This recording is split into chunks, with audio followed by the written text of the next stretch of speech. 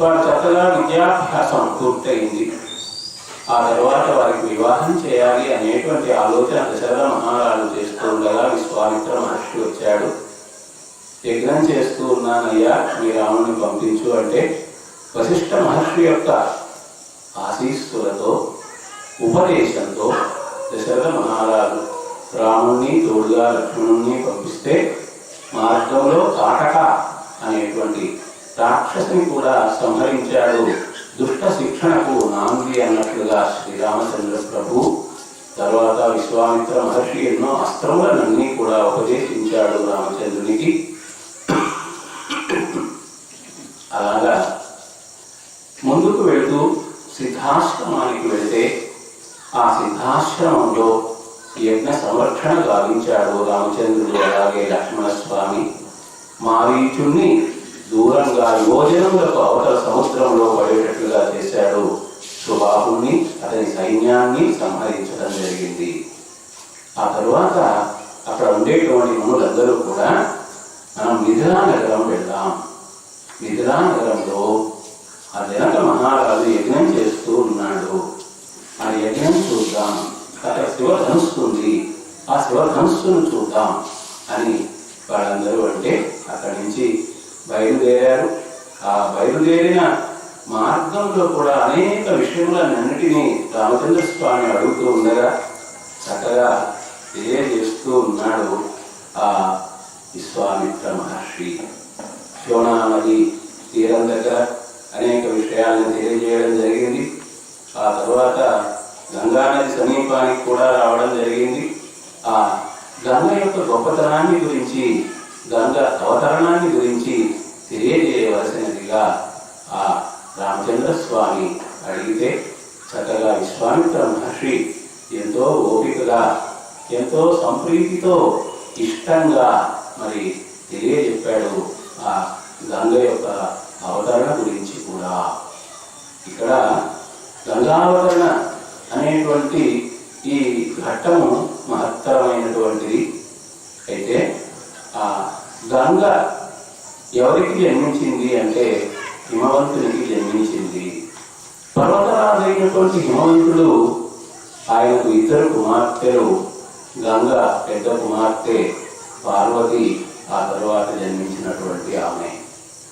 ఆ సమయంలో దేవతలందరూ కూడా వచ్చి, అయ్యా గంగను మా లోకానికి తీసుకొని వెళ్తాము, మీరు అనుమతించండి, మీరు మాకు గంగను దానం చేయండి అంటే మరి హిమవంతుడు ఎంతో గొప్పవాడు, తన కుమార్తె తన దగ్గరే ఉండాలి అని అనుకోకుండా అన్ని లోకాలకు మేలు చేయగలిగినటువంటిది అనేటువంటి ఉద్దేశంతోనే దేవతలందరూ అడుగుతూ ఉన్నారు కదా అనేటువంటి అభిప్రాయానికి వచ్చినటువంటి వాడై లోక కళ్యాణము అనేటువంటిది తన ప్రథమ కర్తవ్యము అని అనుకున్నటువంటి వాడై దేవతలకు గంగను దానంగా ఇచ్చాడు. ఆ విధంగా ఆ గంగ దేవలోకానికి వెళ్ళింది అని చెబుతూ ఇక్కడ హిమవంతుని యొక్క కుమార్తెలు గంగ, పార్వతి. కాబట్టి గంగ యొక్క కథను చెబుతూ ఆ పార్వతి యొక్క విశేషములను కూడా చక్కగా తెలియజేస్తూ ఉన్నాడు విశ్వామిత్ర మహర్షి. ఏమంటాడంటే, ఓ రామలక్ష్మణులారా, ఓ మునులారా, చక్కగా వినండి. గంగ ఆ విధంగా దేవలోకానికి వెళ్ళింది కదా. హిమవంతుని యొక్క కుమార్తె, రెండవ కుమార్తె పార్వతి, ఆమె పరమశివుని గురించి ఎంతో గొప్పగా తపస్సు చేసింది. పరమశివుని వరించాలి అనేటువంటి కోరికను లక్ష్యంగా పెట్టుకున్నది. ఆమె చాలా గొప్పగా తపస్సు అనేటువంటిది చేసింది. కాబట్టి హిమవంతుడు తన కుమార్తె యొక్క కోరికను నెరవేర్చేందుకు కోసంగా ఆ పరమశివునికి పార్వతినిచ్చి వివాహం చేయడం జరిగింది. ఆ పార్వతినిచ్చి వివాహం చేసిన తర్వాత పార్వతి పరమేశ్వరుడు ఇద్దరూ కూడా ఆనందంగా కాలక్షేపం చేస్తూ ఉన్నారు. ఎన్నో వందలు వేలు సంవత్సరాలు గడిచినాయి, సంతానం కలగలేదు.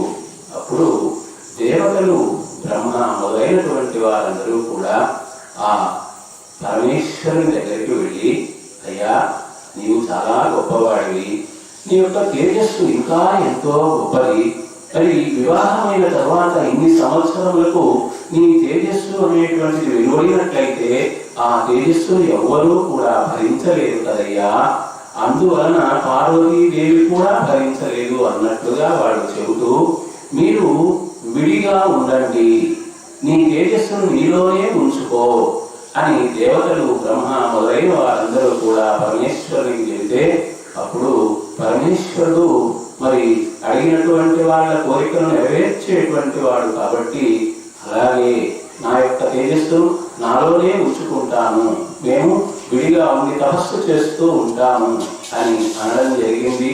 అయితే ఆ సమయంలో ఒకవేళ తేజస్సు అనేటువంటిది విలువడితే ఎవరు భరిస్తారు అంటే భూదేవి భరిస్తుంది, భూమి భరిస్తుంది అని చెప్పడం జరిగింది.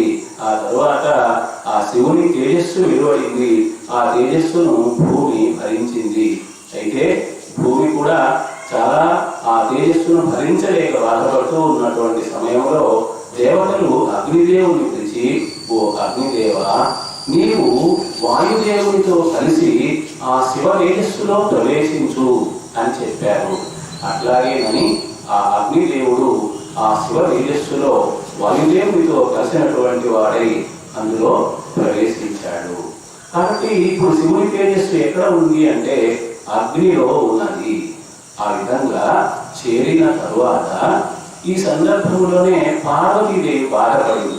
నేను కుమారుని కనేదానికి అవకాశం ఉన్నా కూడా వీళ్ళందరూ దేవతలు ఇలా పరమశివుని ప్రార్థించి మమ్మల్ని దూరం చేశారు కదా, అందువలన ఆ కోపంతో ఆ పార్వతీదేవి వాళ్ళనందరినీ కూడా శపించింది, దేవతలందరినీ కూడా. మరి ఏమంటుంది పార్వతి అంటే, అప్పుడు కోపముప్ప గిరిజాత్మజ పల్కెనిటు సురాడితో, ఒప్పుగా నే కుమారుగన నోరిమి నుండగా చిత్తమందు మీ గొప్పక నన్ను నా విభుని ఊరక దూరమునచ్చినారు, మీ తప్పునకుంఫలం ఇదియే తథ్యము అపత్యము కల్గకుండెడి. ఈ విధంగా మీరు తప్పు చేశారు కాబట్టి, తప్పు చేసినటువంటి వాళ్ళకి శిక్ష అనేటువంటిది ఉండాలి కాబట్టి మీకు నేను శాపం ఇస్తూ ఉన్నాను. ఏమిటి ఆ శాపం అంటే, ఓ దేవతలారా, మీకెవరికి కూడా సంతానం కలుగుకుంటుగాక, నాకు సంతానం కలగకుండా చేశారు కాబట్టి మీకు సంతానం కలుగుకుంటుగాక అన్నట్లుగా పార్వతీ అమ్మగారు అన్నారు. మరి వీళ్ళు ఈ విధంగా తపస్సుకు వెళితే, తపస్సుకు వెళ్ళిన తర్వాత పరమశివుడు పార్వతి ఇరువురు కూడా హిమాలయంలో తపస్సు చేస్తూ ఉన్నటువంటి ఆ సందర్భంలో దేవతలందరూ కూడా బ్రహ్మ దగ్గరకు వెళ్ళి, అయ్యా, రాక్షసులతో యుద్ధం చేసేటప్పుడు దేవతలందరికీ కూడా ఒక సైన్యాధిపతి ఉండాలి కదా, సేనాపతిగా ఇంతకుముందు పరమశివుడు ఉండినాడు, ఇప్పుడు పరమశివుడు తపస్సు చేసుకుంటూ ఉన్నాడు, మరొకరిని మాకు సేనాపతిగా చేయవలసినది అంటే, అప్పుడు ఆ బ్రహ్మదేవుడు కూడా, మీకు పార్వతీ అమ్మవారి యొక్క శాపం కారణంగా సంతానం కలుగుదు కాబట్టి మరి జన్మించబోయేటువంటి అంటే గంగ అంటే అగ్ని పరమశివుని తేజస్సును కలిగి ఉన్నాడు కదా, కాబట్టి అగ్ని గంగతో కలిసి అగ్ని తేజస్సు గంగలో ప్రసరించాలి.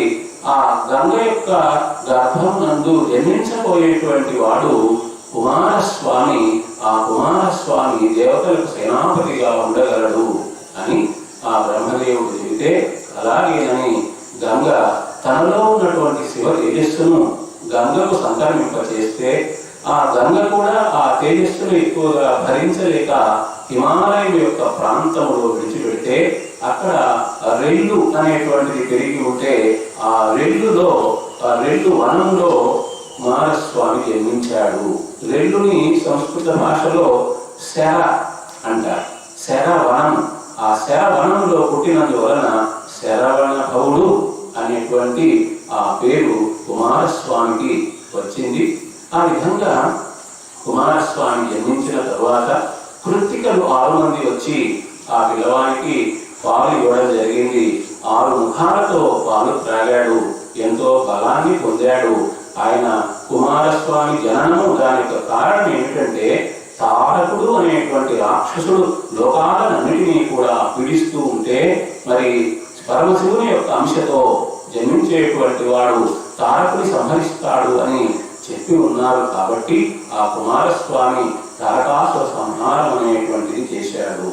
ఆ సమయంలో ఆయన యొక్క పరాక్రమం అంతా ముందే గ్రహించినటువంటి దేవతలు దేవసేనాపతిగా కూడా ఆ కుమారస్వామిని పట్టాభిషేకం చేయడం అనేది జరిగింది.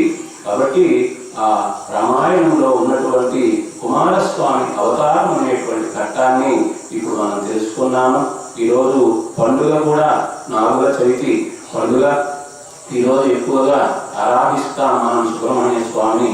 ఆ కుమారస్వామి అవతారం గురించి విన్నటువంటి వారందరికీ కూడా అన్ని విధములైనటువంటి శుభములు అనేటువంటివి కలుగుతాయి. మరి ఈ లోకములో వారు జీవితము సాధించిన తరువాత ఆ కుమారస్వామి లోకములో ఉంటారు అని కూడా విశ్వామిత్ర మహర్షి రామచంద్రునికి ఆ వివరాలన్నీ కూడా తెలియజేసి ఇంతవరకు ఈ విషయం చెప్పాను కదా, ఇప్పుడు నీవు అడిగినటువంటి గంగావతరణ అనేటువంటి అంశాన్ని కూడా నీకు తెలియజేసేటువంటి ప్రయత్నం చేస్తూ ఉన్నాను అన్నాడు. చాలా సంతోషించారు ఆ రాముడు, లక్ష్మణుడు, అలాగే అక్కడ ఉన్నటువంటి మునులు అందరూ కూడా. అవతరణ అనేటువంటి గొప్ప ఘట్టం అండి. అనేక ఘట్టాలు ఉన్నాయి రామాయణంలో. అలాగే మనం కొంచెంసేపు తర్వాత విశ్వామిత్ర మహర్షి ఎట్లా బ్రహ్మర్షి అయ్యాడు అనేటువంటి ఒక ఘట్టం ఉన్నది.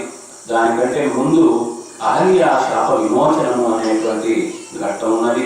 విశ్వామిత్ర మహర్షి బ్రహ్మర్షి అయినాడు అనే విషయం తెలుసుకున్న తరువాత శివధనుర్భంగం అనే ఘట్టము, సీతారామ కళ్యాణం అనే ఘట్టము, పరశురామ గర్వభంగం అనేటువంటి ఘట్టము, అందరూ కూడా అయోధ్యకు చేరడం అనేటువంటి ఈ ఘట్టాలతో బాలకాండ అనేటువంటిది పూర్తి అవుతుంది.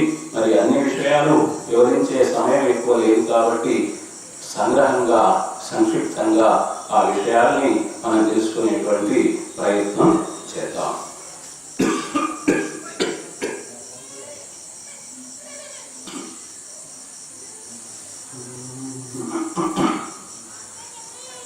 గంగావతరణ. విశ్వామిత్ర మహర్షి రామచంద్ర స్వామికి గంగావతరణ అనేటువంటి విషయాన్ని తెలియజేస్తూ ఉన్నాడు. ఈ గంగావతరణ అయిపోయిన తర్వాత కూడా ఫలశ్రుతి చెబుతారు. ఎవరైతే ఈ గంగావతరణ కథను వింటారో వారందరికీ అన్ని విధములైనటువంటి శుభములు కలుగుతాయని విశ్వామిత్ర మహర్షి రామచంద్ర స్వామికి తెలియజేయడం జరుగుతుంది. అలాంటి ఆ గంగావతరణ హిమవంతునికి పెద్ద కుమార్తెగా జన్మించినటువంటి గంగ దేవతల యొక్క ప్రార్థనతో దేవలోకాన్ని చేరింది. ఆ కాలంలోనే ఈ ఇక్ష్వాకు వంశపు రాజులలో సగరుడు అనేటువంటి ఒక రాజు ఉండేటువంటి వాడు. ఈ సగరుడు అనేటువంటి ఈ రాజు ఆయన కేసిని అనేటువంటి ఒక కన్యకను, సుమతి అనేటువంటి కన్యకను, ఆ ఇద్దరిని కూడా వివాహం చేసుకున్నాడు. ఆ తర్వాత సంతానం వెంటనే కలగలేదు. అందువలన ఆయన తపస్సు చేసేదానికి సిద్ధమయ్యాడు. భృగు ప్రశ్రవణము అనేటువంటి ఒక ప్రదేశానికి వెళ్ళి చక్కగా అక్కడ భృగు మహర్షి ఉండేటువంటి వాడు. అందువలన ఆ ప్రదేశానికి భృగు ప్రశ్రవణము అనేటువంటి పేరు ఏర్పడింది.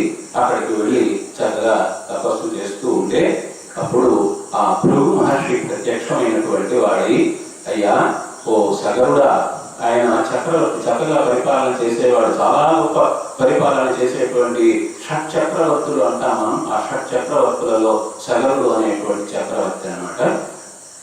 ఆయన ఆ భృగు ప్రత్యక్షం అయిన తర్వాత సంతానం కావాలని కోరుకుంటే అప్పుడు ఆయన వరం ఇచ్చాడంటే, నీకు 2 భార్యలు ఉన్నారు కదా, ఒకరి యందు చాలా ఉత్తముడైనటువంటి వంశాన్ని నిలిపేటువంటి వంశోద్ధారకుడైనటువంటి కుమారుడు కలుగుతాడు. మరొక భార్య యందు 60,000 మంది కుమారులు కలుగుతారు. మీకు ఉన్నటువంటి ఆ ఇద్దరు భార్యలే ఎవరికి ఏ వరం కావాలి అనేది కోరుకోవచ్చు అంటే అప్పుడు వాళ్ళలో కేసిని అనేటువంటి ఆ పెద్ద భార్య నాకు వంశోద్ధారకుడైనటువంటి కుమారుడిని అనుగ్రహించవలసినది అని అనడం జరిగింది. సుమతి అనేటువంటి ఆమె 60,000 మంది కుమారులను నాకు అనుగ్రహించండి అని కోరుకోవడం జరిగింది. ఆ విధంగా ఆ భృగు మహర్షి ఆ విధంగా దీవెన అందించాడు. అనుకున్న విధంగానే వాళ్లకు సంతానం కలిగింది. ఈ కేసిని అనేటువంటి ఆమెకు అసమంజసుడు అనేటువంటి కుమారుడు కలిగాడు. అట్లాగే సుమతి అనేటువంటి ఆమెకు 60,000 మంది కుమారులు జన్మించినారు. అయితే ఈ అసమంజసుడు ఎందువలనో దుష్టుడుగా పెరిగినాడు. అంటే నగరంలో ఉండేటువంటి చిన్న చిన్న బిడ్డల్ని, ఆ అయోధ్య నగరం కదా, అయోధ్య నగరానికి ప్రక్కనే సరయూ నది ఉంది కదా, ఆ చిన్న బిడ్డల్ని, పసి బిడ్డల్ని తీసుకుని వెళ్ళి సరయూ నదిలో అలా ముంచి వాళ్ళు అల్లాడుతూ ఉంటే వీళ్ళు నవ్వుతూ అట్లా కాలక్షేపం చేసేవాడు. ఇది గమనించినటువంటి ఆ సగర చక్రవర్తి తన కుమారుడైనా సరే తప్పు చేసినప్పుడు శిక్షించాలి అనేటువంటి న్యాయాన్ని అనుసరించినటువంటి వాడై ఆ అసమంజసుడు అనేటువంటి వాడిని నగరం నుంచి బహిష్కరించినాడు. ఆయన అట్లా వెళ్ళిపోయాడు, దూరం వెళ్ళిపోయాడు. అసమంజసునికి అంశుమంతుడు అనేటువంటి ఒక కుమారుడు. మొత్తం మీద సగరుడు ఏం చేశాడంటే అశ్వమేధం అనేటువంటి ఒక యాగం చేయాలి అని సంకల్పం చేశాడు. అశ్వమేధ యాగం అంటే మనం మొదలు కూడా అనుకున్నాము. రామచంద్రుడు, లక్ష్మణస్వామి వీళ్ళందరూ జన్మించేదానికి ముందు కూడా దశరథ మహారాజు కూడా అశ్వమేధం అనేటువంటి యాగాన్ని చేశాడు కదా. అలాగే అశ్వమేధ యాగం అనేటువంటి సగరుడు కూడా ప్రారంభం చేశాడు. అలా ప్రారంభం చేస్తే ఇంద్రుడికి ఏం భయం అంటే ఎవరైనా 100 యాగాలు చేస్తే వాళ్ళకి ఇంద్ర పదవి వస్తుంది, నా పదవి పోతుంది అన్నట్లుగా యాగాలు ఎక్కడన్నా చేస్తూ ఉన్నా, తపస్సు ఎక్కడన్నా చేస్తూ ఉన్నా వాడికి భంగం కలిగించేటువంటి ప్రయత్నం చేస్తూ ఉంటాడు. అట్లాగా ఇక్కడ వీళ్ళు చేసేటువంటి యాగం చేస్తూ ఉంటే ఆ ఇంద్రుడు ఆ అశ్వాన్ని అపహరించాడు. సగర యజ్ఞం చక్కగా సాగుచుండ పర్వదినమున రాక్షస భామయగుచో అమరపతి వచ్చి యజ్ఞాశ్వము అపహరించే అప్పుడిటు పల్కిరట ఉపాధ్యాయులెల్లా. ఇంద్రుడు ఒక రాక్షస స్త్రీ రూపంలో అక్కడికి వచ్చి సగరుడు చేసేటువంటి ఆ యాగంలో అశ్వం ఉంటే ఆ అశ్వాన్ని అపహరించాడు, తీసుకువెళ్ళిపోయాడు. మనకు తర్వాత తెలుస్తుంది. తీసుకువెళ్ళి ఎక్కడ తీసుకుపోయాడంటే రసాతలము. ఇటు 7 లోకాల పైన, క్రింద 7 లోకాలు, 14 లోకాలు అని చెబుతారు. ఆ క్రింద ఉండేటువంటి లోకాల్లో రసాంతరంలో తీసుకొని వెళ్ళి పెట్టాడు. అది మనం తర్వాత అందులో కూడా ఇప్పుడు కొద్దిసేపటి తర్వాత ఆ విషయం అనేటువంటిది తెలుస్తుంది. అయితే అశ్వం అనేటువంటిది కనిపించకుండా పోతే ఆ యజ్ఞాన్ని నిర్వర్తించేటువంటి ఋత్వికులు ఏం చెప్పారంటే, అయ్యా యజ్ఞం అనేటువంటిది సంపూర్ణంగా జరగాలి కదా, ఈ విధంగా మధ్యలో అశ్వం మాయమైపోయింది, ఎవరో తీసుకొని వెళ్ళిపోయారు, ఇలా జరిగితే అమంగళము అనేటువంటిది కలుగుతుంది, విపరీతమైనటువంటి పరిణామాలు ఏర్పడతాయి. కాబట్టి ఎవరు తీసుకొని వెళ్ళారో తెలుసుకోండి, అశ్వాన్ని మళ్ళీ వెనక్కి తీసుకొని రండి అని ఆ ఋత్విక్కులందరూ కూడా తెలియజేస్తే సగరుడు ఏం చేశాడంటే తనకు 60,000 మంది కుమారులు ఉన్నారు కదా, వాళ్ళందరినీ కూడా పిలిచాడు. ఇప్పుడు సగరునికి అసమంజసుడు అనే కుమారుడు పుడితే వాడు చేసిన తప్పుల కారణంగా వాడిని బహిష్కరించడం జరిగింది. అయితే అసమంజసుకి మరొక కుమారుడు ఉన్నాడు. అంటే సగరునికి మనుమడు అంశుమంతుడు అనేటువంటి పేరుతో. మొత్తమైన వాడు చిన్నవాడు కాబట్టి ఈ 60,000 మందిని పిలిచి మీరు వెళ్ళండి, అశ్వం ఎక్కడ ఉందో తెలుసుకోండి,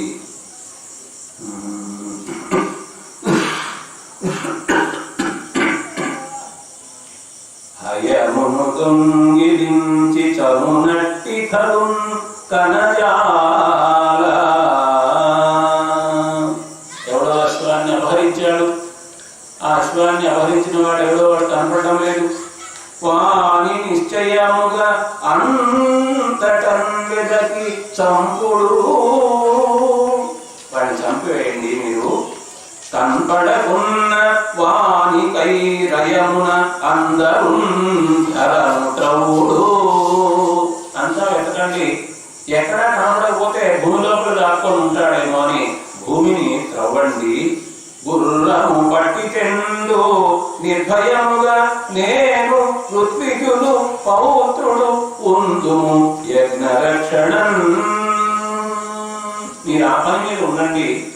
ఇక్కడ మళ్ళీ అటువంటిది ప్రమాదం ఏమి జరగకుండా యజ్ఞం అనేది అలా కొనసాగిస్తూ మేము జాగ్రత్తగా ఉంటాం. నేనున్నాను, ఇక్కడ ఋత్విక్కులందరూ ఉన్నారు. నా మనుమడు అంశుమంతుని యొక్క ఆ అసమంజసుని కుమారుడు అంశుమంతుడు ఇక్కడ ఉన్నారు కాబట్టి మేము ఇక్కడ చూస్తూ ఉంటాం జాగ్రత్తగా.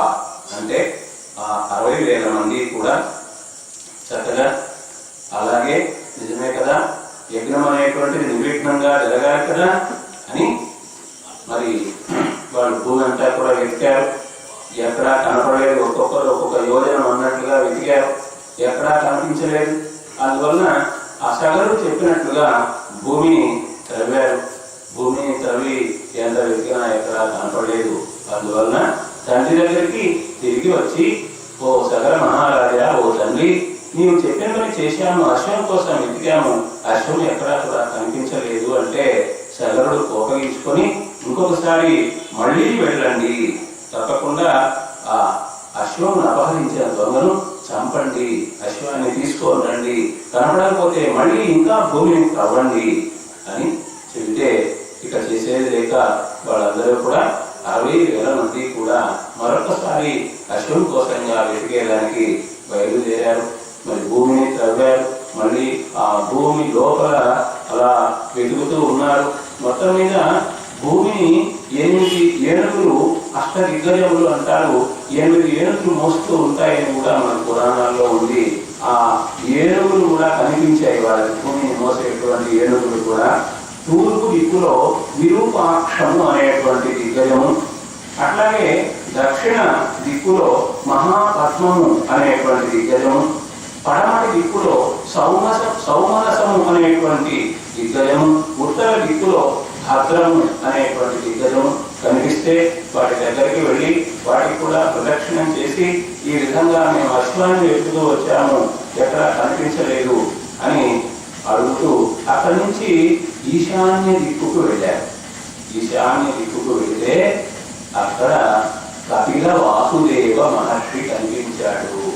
కపిల వాసుదేవుడు అంటే విష్ణు భగవానునికి అనేక అవతారాలు ఉన్నాయి. మనం మామూలుగా దశావతారాల్లోని 10 అవతారాలు చెబుకుంటాము. అట్లా కాకుండా 21 అవతారాలు చెబుతారు. మనం భాగవతాన్ని పరిశీలించినట్లయితే అందులో 21 అవతారాలు ఉన్నాయి. ఆ 21 అవతారాల్లో ఒక అవతారము కపిల వాసుదేవ అవతారము. ఆయన రసాతలములో ఉండి చక్కగా తపస్సు చేస్తూ ఉంటాడు. కపిల వాసుదేవుడు విష్ణుమూర్తి యొక్క అవతారము. అలాంటి ఆ కపిల వాసుదేవ మహర్షి కనిపించాడు. కనిపిస్తే ఈ 60,000 మంది వీళ్ళు తాము వెతికే ప్రయత్నంలో చాలా మంది అడ్డు వస్తే అడ్డు వచ్చిన వాళ్ళని చంపేశారు. ఈ 60,000 మంది కూడా వాళ్ళు మంచివాళ్ళ చెడ్డవాళ్ళ అనేది లేకుండా కనిపించిన వాళ్ళందరినీ కూడా చంపేశారు. కోపంగా తమ గుర్రం కనపరచలేదు అనేటువంటి ఉద్దేశంతో మొత్తం మీద వాళ్ళు కపిల వాసుదేవ మహర్షిని రసాతలంలో చూశారు. ఆ సగరుని యొక్క పుత్రులైనటువంటి 60,000 మంది. మునివరు చూచినారు, ముని ముందర అశ్వము చూచినారు, నెమ్మనమున పొంగినారు, అనుమానముతో ముని కాంచినారు, తన్ముని అయహత్తయంతును విమోహితులై కృతనందినారు, పాపిని నిన్ను చంపివేతుమని శస్త్రపాణులై. కపిల వాసుదేవ మహర్షిని చూచారు. ఆ మహర్షి దగ్గరనే తమ అశ్వం కనిపించింది. ఇంద్రుడు అశ్వాన్ని మాయం చేసి కపిల వాసుదేవ మహర్షి ఉన్నటువంటి రసాతలంలో ఆయన ప్రక్కన కట్టి పెట్టాడనమాట. కాబట్టి అక్కడ అశ్వాన్ని చూచారు. అశ్వం ఇంతవరకు ఎంత ప్రయత్నం చేసినా కనిపించలేదు కాబట్టి ఇప్పుడు గుర్రం కనబడింది కాబట్టి కొంతవరకు సంతోషించారు. ఆ తరువాత అనుమానము, ఎవరు దీన్ని దొంగలించారు అంటే ఇదిగో ఈ తపస్సు చేసుకునేటువంటి కపిల వాసుదేవుని అపహరించి ఉంటాడు అని అనుకుని అలా తప్పుగా ఆలోచన చేసి ఆ మహర్షి మీద కోపించినటువంటి వాళ్ళై, నువ్వు అశ్వాన్ని దొంగిలించావు, ఇదిగో నిన్ను చంపేస్తాం అంటూ అస్త్రములను చేత ధరించినటువంటి వారి ఆయన మీదకి ఉరికేటువంటి ప్రయత్నం చేస్తూ ఉంటే, దుడుకుతనమును సగర పుత్రులను గాంచి కనుల కెంపులు నిండగ కపిల మౌని ఉగ్రరూపుడై ఒక మారు హుంకరించే భస్మరాసులై కూలిది వారలెల్లా. ఒక్కసారి ఆయన కళ్ళు తెచ్చాడు. తన మీదకి వస్తూ ఉన్నటువంటి వాళ్ళని చూసి సగల పుత్రులను చూసి కోపించాడు. కళ్ళు ఎరబడ్డాయి. ఆ అగ్ని కణాలలాగా కళ్ళున్నాయి. అలా ఆ చూపులతోనే వాళ్ళందరూ కూడా బూడిదగా మారిపోయారు, భస్మమైపోయారు. ఇంకేముంది మరి ఇక్కడ ఆ యజ్ఞం అనేటువంటి దగ్గర కూర్చొని సగరుడు నా కుమారులు 60,000 మంది వస్తారని ఎదురు చూస్తూ ఉన్నాడు. ఎట్లా వస్తారు? ఇక్కడ బూడిదైపోయి పడిపోయి ఉన్నారు కాబట్టి ఇక వాళ్ళు మళ్ళీ అక్కడికి వెళ్ళే అవకాశం అనేటువంటిదే లేదు. అందువలన ఏం చేశాడంటే, మనుమడు ఉన్నాడు, వాణ్ణి ఓ అంశుమంతుడా నీవు వెళ్ళు. ఇంతకు ముందు 60,000 మంది కూడా వెళ్ళి భూమిని కూడా తవ్వి ఎక్కడా అశ్వం కనపడలేదంటూ తిరిగి వచ్చారు. మళ్ళీ పంపించాను నేను. కాబట్టి వాళ్ళు ఏ మార్గంలో వెళ్ళారో ఆ మార్గంలో నీవు వెళ్ళు, అశ్వం ఎక్కడుందో చూడు అని అలా పంపిస్తే ఆయన కూడా ప్రయత్నం చేశాడు.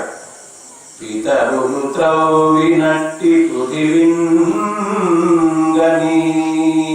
అంతా భూమిని చూసి కనపడక వాళ్ళు త్రవ్వినటువంటి ప్రదేశాన్ని చూచి తత్పథమందయేగి ఆ మార్గంలోనే వెళ్ళి సంతతము దేవదానవులు నమ్మి భజించు గజేంద్రులూచి, దేవతలు అందరూ కూడా పూజించేటువంటి భూమిని మోస్తూ ఉండేటువంటి దిగ్గజాలు ఉన్నటువంటి ప్రదేశాన్ని చేరుకొని అక్కడ ఆ దిగ్గజాన్ని చూసి నమస్కరించి ప్రదక్షిణం అనేటువంటిది చేసి, ఇట్లా నేను అశ్వం కోసం వచ్చాను, మా పినతండ్రులు 60,000 మంది కూడా ఎటుపోయారో తెలియలేదు అని అడిగితే అప్పుడు ఆ దిగ్గజం చెప్పింది, నీకు శుభం కలుగుతుంది, నీకు అశ్వం దొరుకుతుంది అని, నీవు మళ్ళీ అశ్వాన్ని తీసుకొని అయోధ్య నగరానికి వెళతావు, అక్కడ చక్కగా యజ్ఞం అనేది పరిసమాప్తం అవుతుంది అని ఆ విధంగా చెబితే సరేనని మళ్ళీ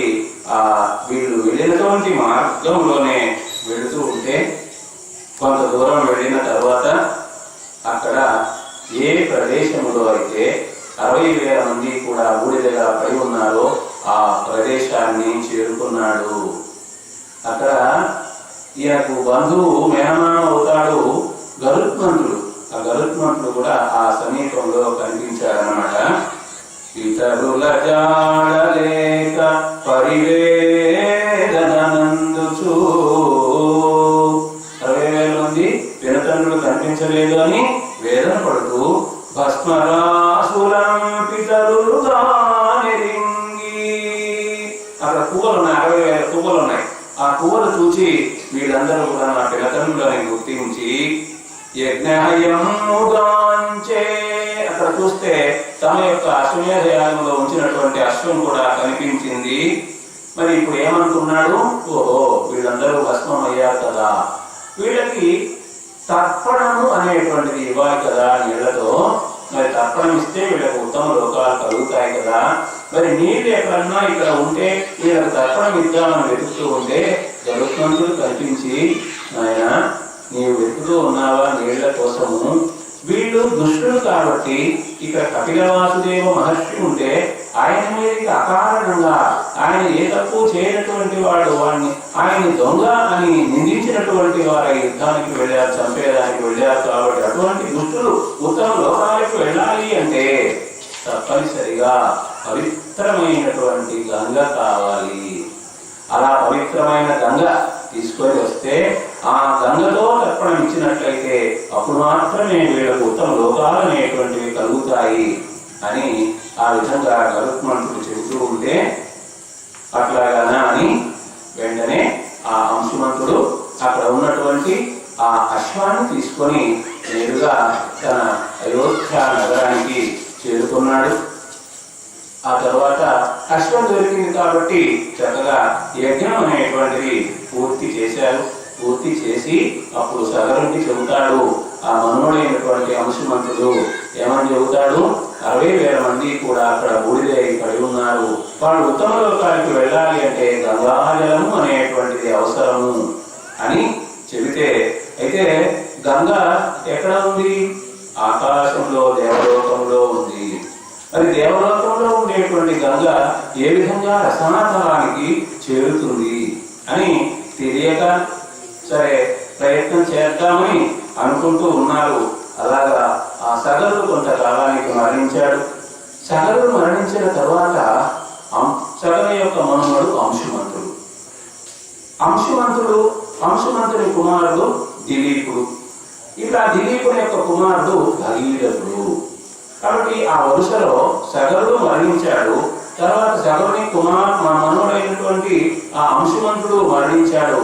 ఆ తర్వాత దిలీపుని తర్వాత భగీరథుడు. వీళ్ళందరూ కూడా గంగను ఎట్లా అవతరింప చేయాలి అని ఆలోచిస్తూ ఉన్నారు, చింతిస్తూ ఉన్నారు. కానీ వాళ్ళ ఆలోచనలు సఫలాన్ని నిర్విఘ్నంగా ఫలితాన్ని పొందలేదు. కాబట్టి భగీరథుడు ఏం చేశాడంటే చక్కగా తపస్సు చేయాలి అనుకున్నాడు. భగీరథుడు తపస్సును ప్రారంభించాడు. ఆ తపస్సు ప్రారంభించిన తరువాత మరి బ్రహ్మదేవుడు ప్రత్యక్షమయ్యాడు. గోకర్ణము అనేటువంటి ప్రదేశంలో తపస్సు చేశాడు. ఘన గంగా నది నందగోరుచును గోకర్ణము చేరన్ వరమ్మని ఏకాగ్రత ఊర్ధ్వబాహుడుగా మాసాహారిగా తప్తుడయ్యను. పంచాగ్నుల మధ్య నుండి మరినెంతే నిగ్రహం ఒప్ప దీక్షను చేసెన్ తపం. ఆ భగీరథుడు సాక్షాత్ బ్రహ్మదేవుంగనం. గోకర్ణం అనేటువంటి ప్రదేశానికి వెళ్ళి అక్కడ 2 చేతులు కూడా అలా పైకి ఎత్తి ఉంచినటువంటి వారి తపస్సు చేయడం ప్రారంభించాడు. ఆహారం కూడా నెలకు ఒక్కసారి మాసాహారిగా ఉంటూ, అట్లాగే తపస్సు చేసేటప్పుడు శరీరాన్ని సృష్టింపజేస్తారు. అందువల్ల పంచాగ్ని మధ్యంలో ఉంది తపస్సు అని కూడా అంటారు. పంచాగ్ని మధ్యంలో తపస్సు అంటే 4 దిక్కుల్లో కూడా అగ్నిని ఏర్పరచుకొని మధ్యాహ్నము సూర్య భగవానుడు కూడా తపిస్తూ ఉంటాడు. కాబట్టి మిట్ట మధ్యాహ్నం సూర్యుడు కూడా తపిస్తూ ఉంటే మొత్తం 5 అగ్నుల మధ్యలో ఉన్నట్లుగా ఆ విధంగా కూడా ఉండి తపస్సు అనేటువంటిది చేసినటువంటి వాడై ఆ భగీరథుడు అనేటువంటి వాడు బ్రహ్మదేవుని గురించి గొప్పగా ప్రార్థన చేస్తే బ్రహ్మ ప్రత్యక్షమయ్యాడు.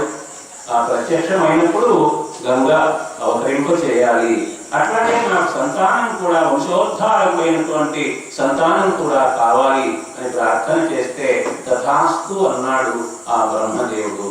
అయితే గంగ ఆకాశములో నుండి భూమి మీదకి పడుతూ ఉంటే అంత సులభంగా దాన్ని ధరించేదానికి అవకాశం అనేటువంటిది ఎవరికీ లేదు. కాబట్టి ఓ భగీరథుడా, నీవు దానికి తగినటువంటి వాడు పరమశివుడు కాబట్టి పరమశివుని గురించి తపస్సు చేయి అన్నారు. మళ్ళీ భగీరథుడు తపస్సు మొదలుపెట్టాడు. ఆ తపస్సు మొదలుపెట్టిన చాలా కాలం తర్వాత పరమశివుడు ప్రత్యక్షమై ఆయన యొక్క కోరిక విన్నటువంటి వాడై అట్లానా గంగను అవతరింప చేయాలనా, మరి ఇతరులు ఎవరు భరించలేదు కదా, నేను భరిస్తాను నా శిరస్సున అంటే అలాగేనని అప్పుడు గంగ ఆకాశం నుండి అలా అవతరిస్తూ ఉన్నది, పరమశివుని శిరస్సు మీద పడుతూ ఉన్నది. అయితే ఆ గంగ ఏమనుకున్నదంటే నేను చాలా వేగంతో వస్తూ ఉన్నాను, నన్ను భరించేటువంటి వాళ్ళు ఎవరు లేరు అనేటువంటి ఉద్దేశంతో నేను ఉన్నాను.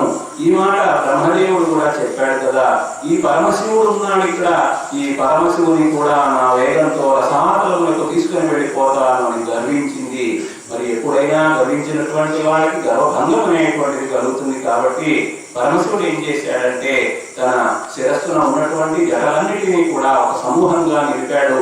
ఆ గంగ అలా పరమశివుని తల మీద అవతరించింది. అవతరించిన గంగ అక్కడే ఉండిపోయింది.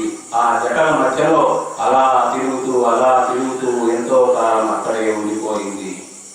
పాపం భగీరథుడు ఏది గంగ అవతరిస్తుంది కదా అని అనుకుంటూ ఉంటే మరి గంగ అవతరించలేదు కాబట్టి మళ్ళీ తపస్సు చేయడం మొదలు పెట్టాడు. అయ్యా పరమశివ, గంగ ఏది అవతరించలేదే, నీ శిరస్సు మీదనే ఉన్నదా ఏమిటి, కరుణించు అంటే అప్పుడు ఆ పరమేశ్వరుడు కరుణించాడు. ఆ గంగను విడిచిపెట్టడం అనేటువంటిది జరిగింది. ఆ విడిచిపెట్టినటువంటి ఆ గంగ 7 పాయలుగా బిందు సరస్సు అనేటువంటి ప్రదేశంలో అది గంగ అవతరించింది. ఆ 7 పాయలుగా అవతరించినప్పుడు ఒక 3 పాయలు ఒక దిక్కుగా, మరొక 3 పాయలు వేరొక దిక్కుగా బయలుదేరాయి. ఒక పాయ మాత్రము ఈ మహానుభావుని భగీరథుని అనుసరించి ప్రవహించడం అనేటువంటిది ప్రారంభమైంది. ఆ విధంగా భగీరథుని అనుసరించి ఆ గంగా నది వెళుతూ ఉంటే గంగ అవతరించినప్పుడు ఎంతో సంతోషంతో అందరూ దేవతలు కూడా ఆకాశంలో ఉండి చక్కగా వీక్షిస్తూ ఉన్నారు. చాలా సంతోషపడ్డారు. ఆకాశం నుండి గంగ అవతరిస్తూ ఉంటే భగీరథుని అనుసరించి అలా వెళుతూ ఆ గంగ ఎక్కడైతే రసాతలంలో ఈ 60,000 మంది యొక్క భస్మం పడి ఉన్నదో ఆ ప్రదేశానికి చేరుకోవడం జరిగింది. ఆ ప్రదేశానికి చేరుకున్న తర్వాత వాళ్ళందరూ కూడా క్షణకాలంలోనే మరి ఉత్తమ లోకాలని పొందడం జరిగింది. అందువలన సగరుని వంశంలో సగరుడు గాని, అంశుమంతుడు గాని, దిలీపుడు గాని వీళ్ళెవ్వరూ సాధించలేనటువంటి పనిని నీవు సాధించావయ్యా అని బ్రహ్మదేవుడు కూడా చక్కగా ప్రశంస చేశాడు. ఆ భగీరథుని అంత గొప్ప ప్రయత్నం చేశాడు. కాబట్టి మనకు లోకంలో ఎవరైనా ఎక్కువ ప్రయత్నం చేస్తూ ఉంటే చివరికి లక్ష్యాన్ని సాధిస్తే భగీరథ ప్రయత్నం చేశాడు అని చెప్పడం అనేటువంటిది జరుగుతుంది. అయితే ఇక్కడ గంగకు కొన్ని పేర్లు కూడా కొత్తగా వచ్చాయి. భగీరథుని కారణంగా గంగానదికి భాగీరథి అనేటువంటి పేరు వచ్చింది. అలాగే ఈ భగీరథుని అనుసరిస్తూ వెళుతూ ఉండేటువంటి సమయంలో ఒక చోట జన్మ అనేటువంటి మహర్షి ఉంటే ఆ మహర్షి యొక్క ఆశ్రమాన్ని అంతా కూడా గంగానది ముంచి వేస్తే ఆ జన్మ మహర్షి వెంటనే ఆ గంగనంతా కోపంతో త్రాగి వేస్తాడు. అప్పుడు మళ్ళీ దేవతలందరూ ప్రార్థన చేసి అయ్యా జన్మ మహర్షి గంగను విడిచిపెట్టయ్యా, భగీరథుడు ఎంతో ప్రయత్నం చేశాడు ఇంతవరకు అని అంటే కరుణించి ఆయన 2 చెవుల నుండి గంగను విడిచిపెట్టే మళ్ళీ గంగ ముందుకు వెళ్ళింది. అప్పుడు ఆ జన్మ మహర్షి కారణంగా జాహ్నవి అనేటువంటి పేరు కూడా గంగానదికి ఏర్పడింది. కాబట్టి ఈ విధంగా గంగావతరణ అనేటువంటి కథని చక్కగా తెలియజేశాడు ఆ విశ్వామిత్ర మహర్షి.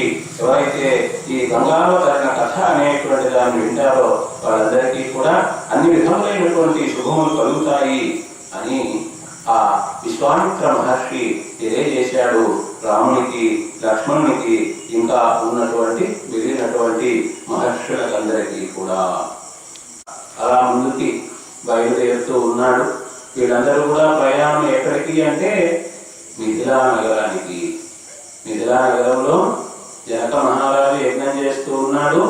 అట్లాగే అక్కడ శివధనస్సు ఉన్నది, ఆ శివధనస్సును చూడాలి అనేటువంటి ప్రయత్నం కోసంగా అలా బయలుదేరి వెళుతూ ఉంటే మళ్ళీ ఆ గంగలు దాటారు. గంగలు దాటి వెళుతూ ఉంటే ఒక చోట ఒక నగరం కనిపించింది, విశాల నగరము. ఆ విశాల నగరం అనేటువంటి ఆ విశాల నగర వృత్తాంతాన్ని మళ్ళీ అడిగితే విశాల నగర వృత్తాంతాన్ని కూడా తెలియజేయడం జరిగింది. ఆ తర్వాత ఇంకా ముందుకు వెళితే అక్కడ ఒక ఆశ్రమం కనిపించింది. ఆ ఆశ్రమం కనిపిస్తే ఆ ఆశ్రమం ఎవరిది అని ప్రశ్న వేశాడు. ఆ ఆశ్రమం పేరేమిటి అని ప్రశ్న వేశాడు రామచంద్ర స్వామి. ఆ ఆశ్రమము గౌతమ ముని యొక్క ఆశ్రమము, గౌతమ మహర్షి యొక్క ఆశ్రమము అని తెలియజెప్పి, ఈ గౌతమ మహర్షి ఇక్కడ నివసిస్తూ తపస్సు చేసుకుంటూ ఉండేటువంటి సందర్భంలో ఒకనాడు ఇంద్రుడు గౌతముని వేషంలో వచ్చి ఆ గౌతముని నరికి వెళ్ళి ఉంటే, జపము తపము స్నానము మొదలైన వాటి కోసంగా నరికి వెళ్ళి ఉంటే గౌతముని వేషమును పొంది ఇంద్రుడు ఆ గౌతమ మహర్షి భార్య అయినటువంటి అహల్య దగ్గరికి వచ్చాడు. అహల్యతో తన కోరికను తెలియజెప్పాడు. మరి అక్కడ ఆమె వచ్చిన ఇంద్రుని వేషంలో కాకుండా గౌతముని వేషంలో వచ్చాడు. కాబట్టి ఆ ఇంద్రుడు కొంతసేపు ఉండి ఆయన యొక్క కోరిక నెరవేర్చుకొని తిరిగి వెళ్లే సమయంలో గౌతమ మహర్షి అక్కడికి వచ్చాడు. వచ్చి ఓహో నా వేషంలో వచ్చాడా, వీడు ఇంద్రుడు కదా, వీడిని తప్పకుండా శిక్షించాలి అంటూ వెంటనే అతన్ని శపించాడు. నీవు విఫలుడవవుగాక అని శపించాడు. విఫలుడు అంటే అతని యొక్క బీజము వృషణములు అనేటువంటి నేల పడిపోయేటట్లుగా శపించాడు. ఆ తర్వాత లోపలికి ఇంట్లోకి వెళ్ళి అహల్యను కూడా నీవు ఈ విధంగా నీవు ఇంద్రుని యొక్క సంగమం కారణంగా నీవు మరి అశుచి అయినావు కాబట్టి నీవు కొన్ని ఎన్నో సంవత్సరముల పాటుగా ఇక్కడ ఉన్నటువంటి ఈ నేల మీద ఉన్నటువంటి దుమ్ము ధూళి ఏదైతే ఉందో దాంట్లో ఉన్నటువంటి దాని మామూలుగా మనం చెప్తారు శిలగా అని. వాల్మీకి మహర్షి రామాయణంలో శిల అనేటువంటి ప్రస్తావన చేయలేదు. నీవు అదృశ్య రూపంలో ఉండి ఇక్కడ నిరాహారంతో ఉండి ఆ విధంగా కొన్ని సంవత్సరాల పాటు ఉన్న తరువాత దశరథ మహారాజు కుమారుడైనటువంటి రామచంద్రుడు ఇక్కడికి వస్తాడు. రామచంద్రుని యొక్క దర్శన భాగ్యంతో నీకు మళ్ళా ఈ శాపం అనేటువంటిది తొలగిపోతుంది. అప్పుడు నీవు పవిత్రురాలు అవుతావు. అప్పుడు నేను కూడా వస్తాను, నేను నిన్ను స్వీకరిస్తాను అని చెప్పి ఆయన హిమాలయానికి వెళ్ళి తపస్సు చేసుకోవడం అనేటువంటిది మొదలుపెట్టాడు. కాబట్టి ఈ విశ్వామిత్ర మహర్షి నాయన రామ రావయ్య గౌతమ ఆశ్రమం లోపలికి వెళదామని ఆశ్రమం లోపలికి వెళ్ళగానే అక్కడ అంతవరకు ఆ దుమ్ములో ఉన్నటువంటి భూమిలో పడి ఉన్నటువంటి అదృశ్య రూపంలో ఉన్నటువంటి నిరాహారంగా ఉన్నటువంటి ఆమె తన యొక్క శాపం తొలగిపోగా దివ్యమైనటువంటి స్వరూపాన్ని పొందింది అహల్య. ఆ అహల్యకు అప్పుడే గౌతమ మహర్షి కూడా వచ్చాడు. గౌతమ మహర్షికి అహల్యకి ఇద్దరికి కూడా పాదాలకి రామచంద్ర స్వామి లక్ష్మణుడు మొక్కారు. వాళ్ళు కూడా ఎంతో చక్కగా రామునికి లక్ష్మణునికి ఆతిథ్యం అనేటువంటిది ఇవ్వడం జరిగింది. ఆ విధంగా అహల్య శాప విమోచనము అనేటువంటిది కూడా జరిగింది. ఆ తరువాత వాళ్ళు మిథిలా నగరములో జనక మహారాజు ఉన్నటువంటి ఆ ప్రదేశానికి చేరుకోవడం జరిగింది. జనక మహారాజును చేరుకున్నారు. జనక మహారాజు కుశల ప్రశ్నలు వేస్తూ ఉన్నాడు.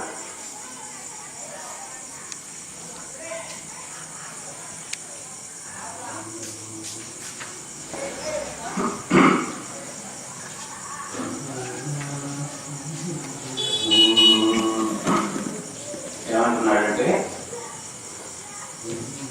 ఎవరైనా వస్తే అతిథి దేవోభవ అని అంటారు కాబట్టి చక్కగా ఆతిథ్యం అనేటువంటిది ఇచ్చారు. జనక మహారాజు మిథిలా నగరంలో ఒక గొప్ప యజ్ఞం చేస్తూ ఉన్నాడు. యజ్ఞం చేసేటప్పుడు ఏదైనా ఒక పండుగ ఒక పేరంటము అనేదానికి పిలిస్తే వెళ్ళాలి, కానీ యజ్ఞం అనేదానికి పిలవకపోయినా సరే వెళ్ళవచ్చు. కాబట్టి ఈ యజ్ఞం చేసే దగ్గరికి ఎంతో మంది రాజులు వచ్చారు, ఎంతో మంది ఋత్విక్కులు వచ్చారు, వందల వేల మంది ఆ యజ్ఞం చేసే యజ్ఞవాటి దగ్గరికి వచ్చి ఉన్నారు. వాళ్ళందరికీ కూడా చక్కగా వసతి అనేటువంటివి ఏర్పాటు చేసి ఉన్నారు. అలాగా వసతి ఏర్పాటు చేసిన సందర్భంలో విశ్వామిత్ర మహర్షి ఈ రామచంద్రుడు వీళ్ళందరూ కూడా వచ్చినప్పుడు వాళ్ళకి కూడా చక్కగా వసతి అనేటువంటిది ఏర్పాటు చేశారు. ఏర్పాటు చేసిన తరువాత జనకను పాలు పూజలను చక్కగా గైకొని గాదిసూనుడిట్లనే కుశలమ్మె భూపవర యజ్ఞము విఘ్నములే కయున్నదా మునివరులెల్ల క్షేమమే ప్రమోదము కూర్చెను మీరు సేవ పావనమగు యజ్ఞవాటి ఇటవర్తిల్లుచున్నది పూర్ణ సంపదన్. జనక మహారాజా విశ్వామిత్రుడు అడుగుతూ ఉన్నాడు, మీరంతా క్షేమమే కదా, యజ్ఞం అనేటువంటిది మొదలు పెట్టావు కదా, ఇంతకు ముందు కూడా యజ్ఞాలు చేసి ఉంటావు కదా, ఏ యజ్ఞానికి కూడా ఎక్కడా విఘ్నం అనేటువంటిది లేదు కదా, ఎందుకంటే విశ్వామిత్ర మహర్షి తాను చేసినటువంటి యజ్ఞానికి ఆటంకం అనేటువంటిది చూచాడు కాబట్టి. అట్లాగే ఇక్కడ ఉండేటువంటి వాళ్ళందరూ క్షేమంగా ఉన్నారు కదా, మాకు చక్కగా అతిథి సత్కారం అనేటువంటిది అందించినారయ్యా, మీరు మీ యజ్ఞాన్ని చూస్తూ ఉన్నాను, యజ్ఞ వాటిక చూస్తూ ఉన్నాను, ఇక్కడ అన్ని కూడా సమృద్ధిగా ఉన్నాయి అని ప్రశంసించాడు జనక మహారాజుని. ఆ సందర్భంలో మునుగను కూడి వచ్చితివి పూజలనందితివి శత్రువందనగను నేను ధన్యతను గాంచితి ఉండు ద్వాదశాహముల్ కొనగను యజ్ఞ భాగముల కూరిమి దేవతలెల్ల వచ్చుటం కనగునవును నా వినతిని చటనుండు మీరు కౌశికా. అయ్యా, యజ్ఞం చేసేటప్పుడు యజ్ఞంలో హవిర్భాగములను తీసుకోవడానికి దేవతలందరూ కూడా వస్తూ ఉంటారు. కాబట్టి ఓ విశ్వామిత్ర మహర్షి 12 రోజుల పాటు ఇక్కడ మీరు ఉండండి. యజ్ఞం అనేటువంటిది పరిసమాప్తి అవుతుంది. యజ్ఞ భాగాలను తీసుకునేదానికి వచ్చేటువంటి ఆ దేవతలను కూడా మీరు చూసే అవకాశం అనేటువంటిది ఉంటుంది అని చెప్పి ఇంకా ఏమంటున్నాడంటే, విశ్వామిత్రుని చెంత రాముడు లక్ష్మణుడు ఇద్దరు కూడా ఉన్నారు. వాళ్ళని జనక మహారాజు చూశాడు. అనియాగాదిచుతోడనంచు జనకుండు ఆనందముపారగా కనుచున్ రాముని లక్ష్మణున్ మరల పల్కగసాగే.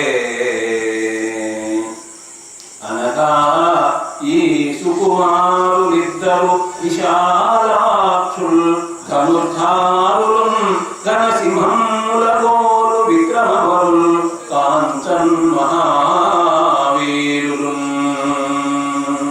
విశ్వామిత్ర మహర్షి, నీవు గారు నీతోటి ఇద్దరు ఉన్నారు కదా, సుకుమారమైనటువంటి శరీరం కలిగినటువంటి వారు, విశాలమైనటువంటి కన్నులు, తామర రేకుల విశాలమైన అందమైన కన్నులు కలిగిన వాడు, ధనుస్సును చక్కగా ధరించి ఉన్నటువంటి వారు, సింహానికి ఎంత బలం ఉంటుందో అంత బలం కలిగినటువంటి పరాక్రమం కలిగినటువంటి వారు మహావీరుడుగా శోభిస్తూ ఉన్నారు.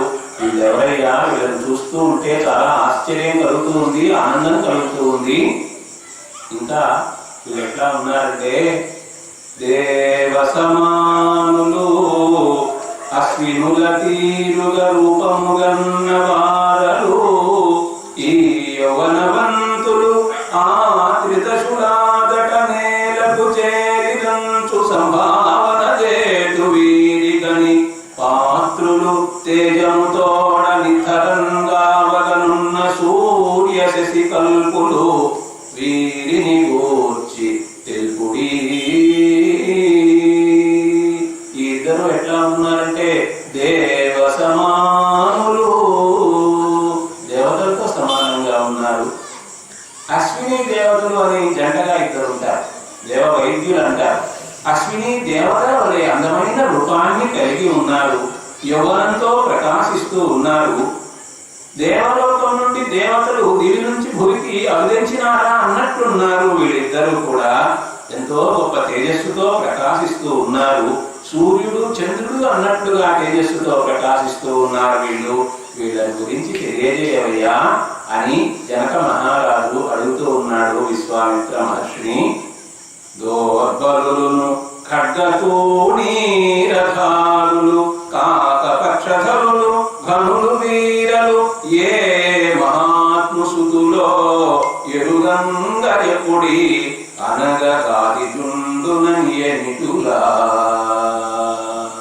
ఇంత గొప్పవాడు ఏ తండ్రికి అన్నాడో కదా ఈ మహానుభావుల్ని, ఆ తండ్రి పేరు కూడా మాకు తెలియజేయండి, ఎవరి కుమారులు వీళ్ళు అని ఆ జనక మహారాజు అడుగుతూ ఉన్నాడు. అప్పుడు సమాధానం చెబుతూ ఉన్నాడు ఆ విశ్వామిత్ర మహర్షి. దశరథ రాజనందనులు ధర్మ విదుల్ పితృభక్తితోడ నా వశమున నుండి ఆశ్రమ నివాసులునై క్రతు రక్షసల్పుచున్ నిశిచరించు రాక్షసుల నిర్గత జీవుల చేసినారు సద్యశులు విశాల చేరుచు అహల్యను గౌతముగాంచిరంతటం. వీళ్ళ గురించి అడిగారు కదా, చెబుతూ ఉన్నాను వినవయ్యా జనక మహారాజా. దశరథ మహారాజు, అయోధ్యను పరిపాలించేటువంటి దశరథ మహారాజు యొక్క కుమారులయ్యా, ధర్మాన్ని చక్కగా తెలిసినటువంటి వారయ్యా, ప్రధానంగా పితృభక్తి పరాయణులు, తల్లికి తండ్రికి చక్కగా సేవ చేసేటువంటి వారయ్యా.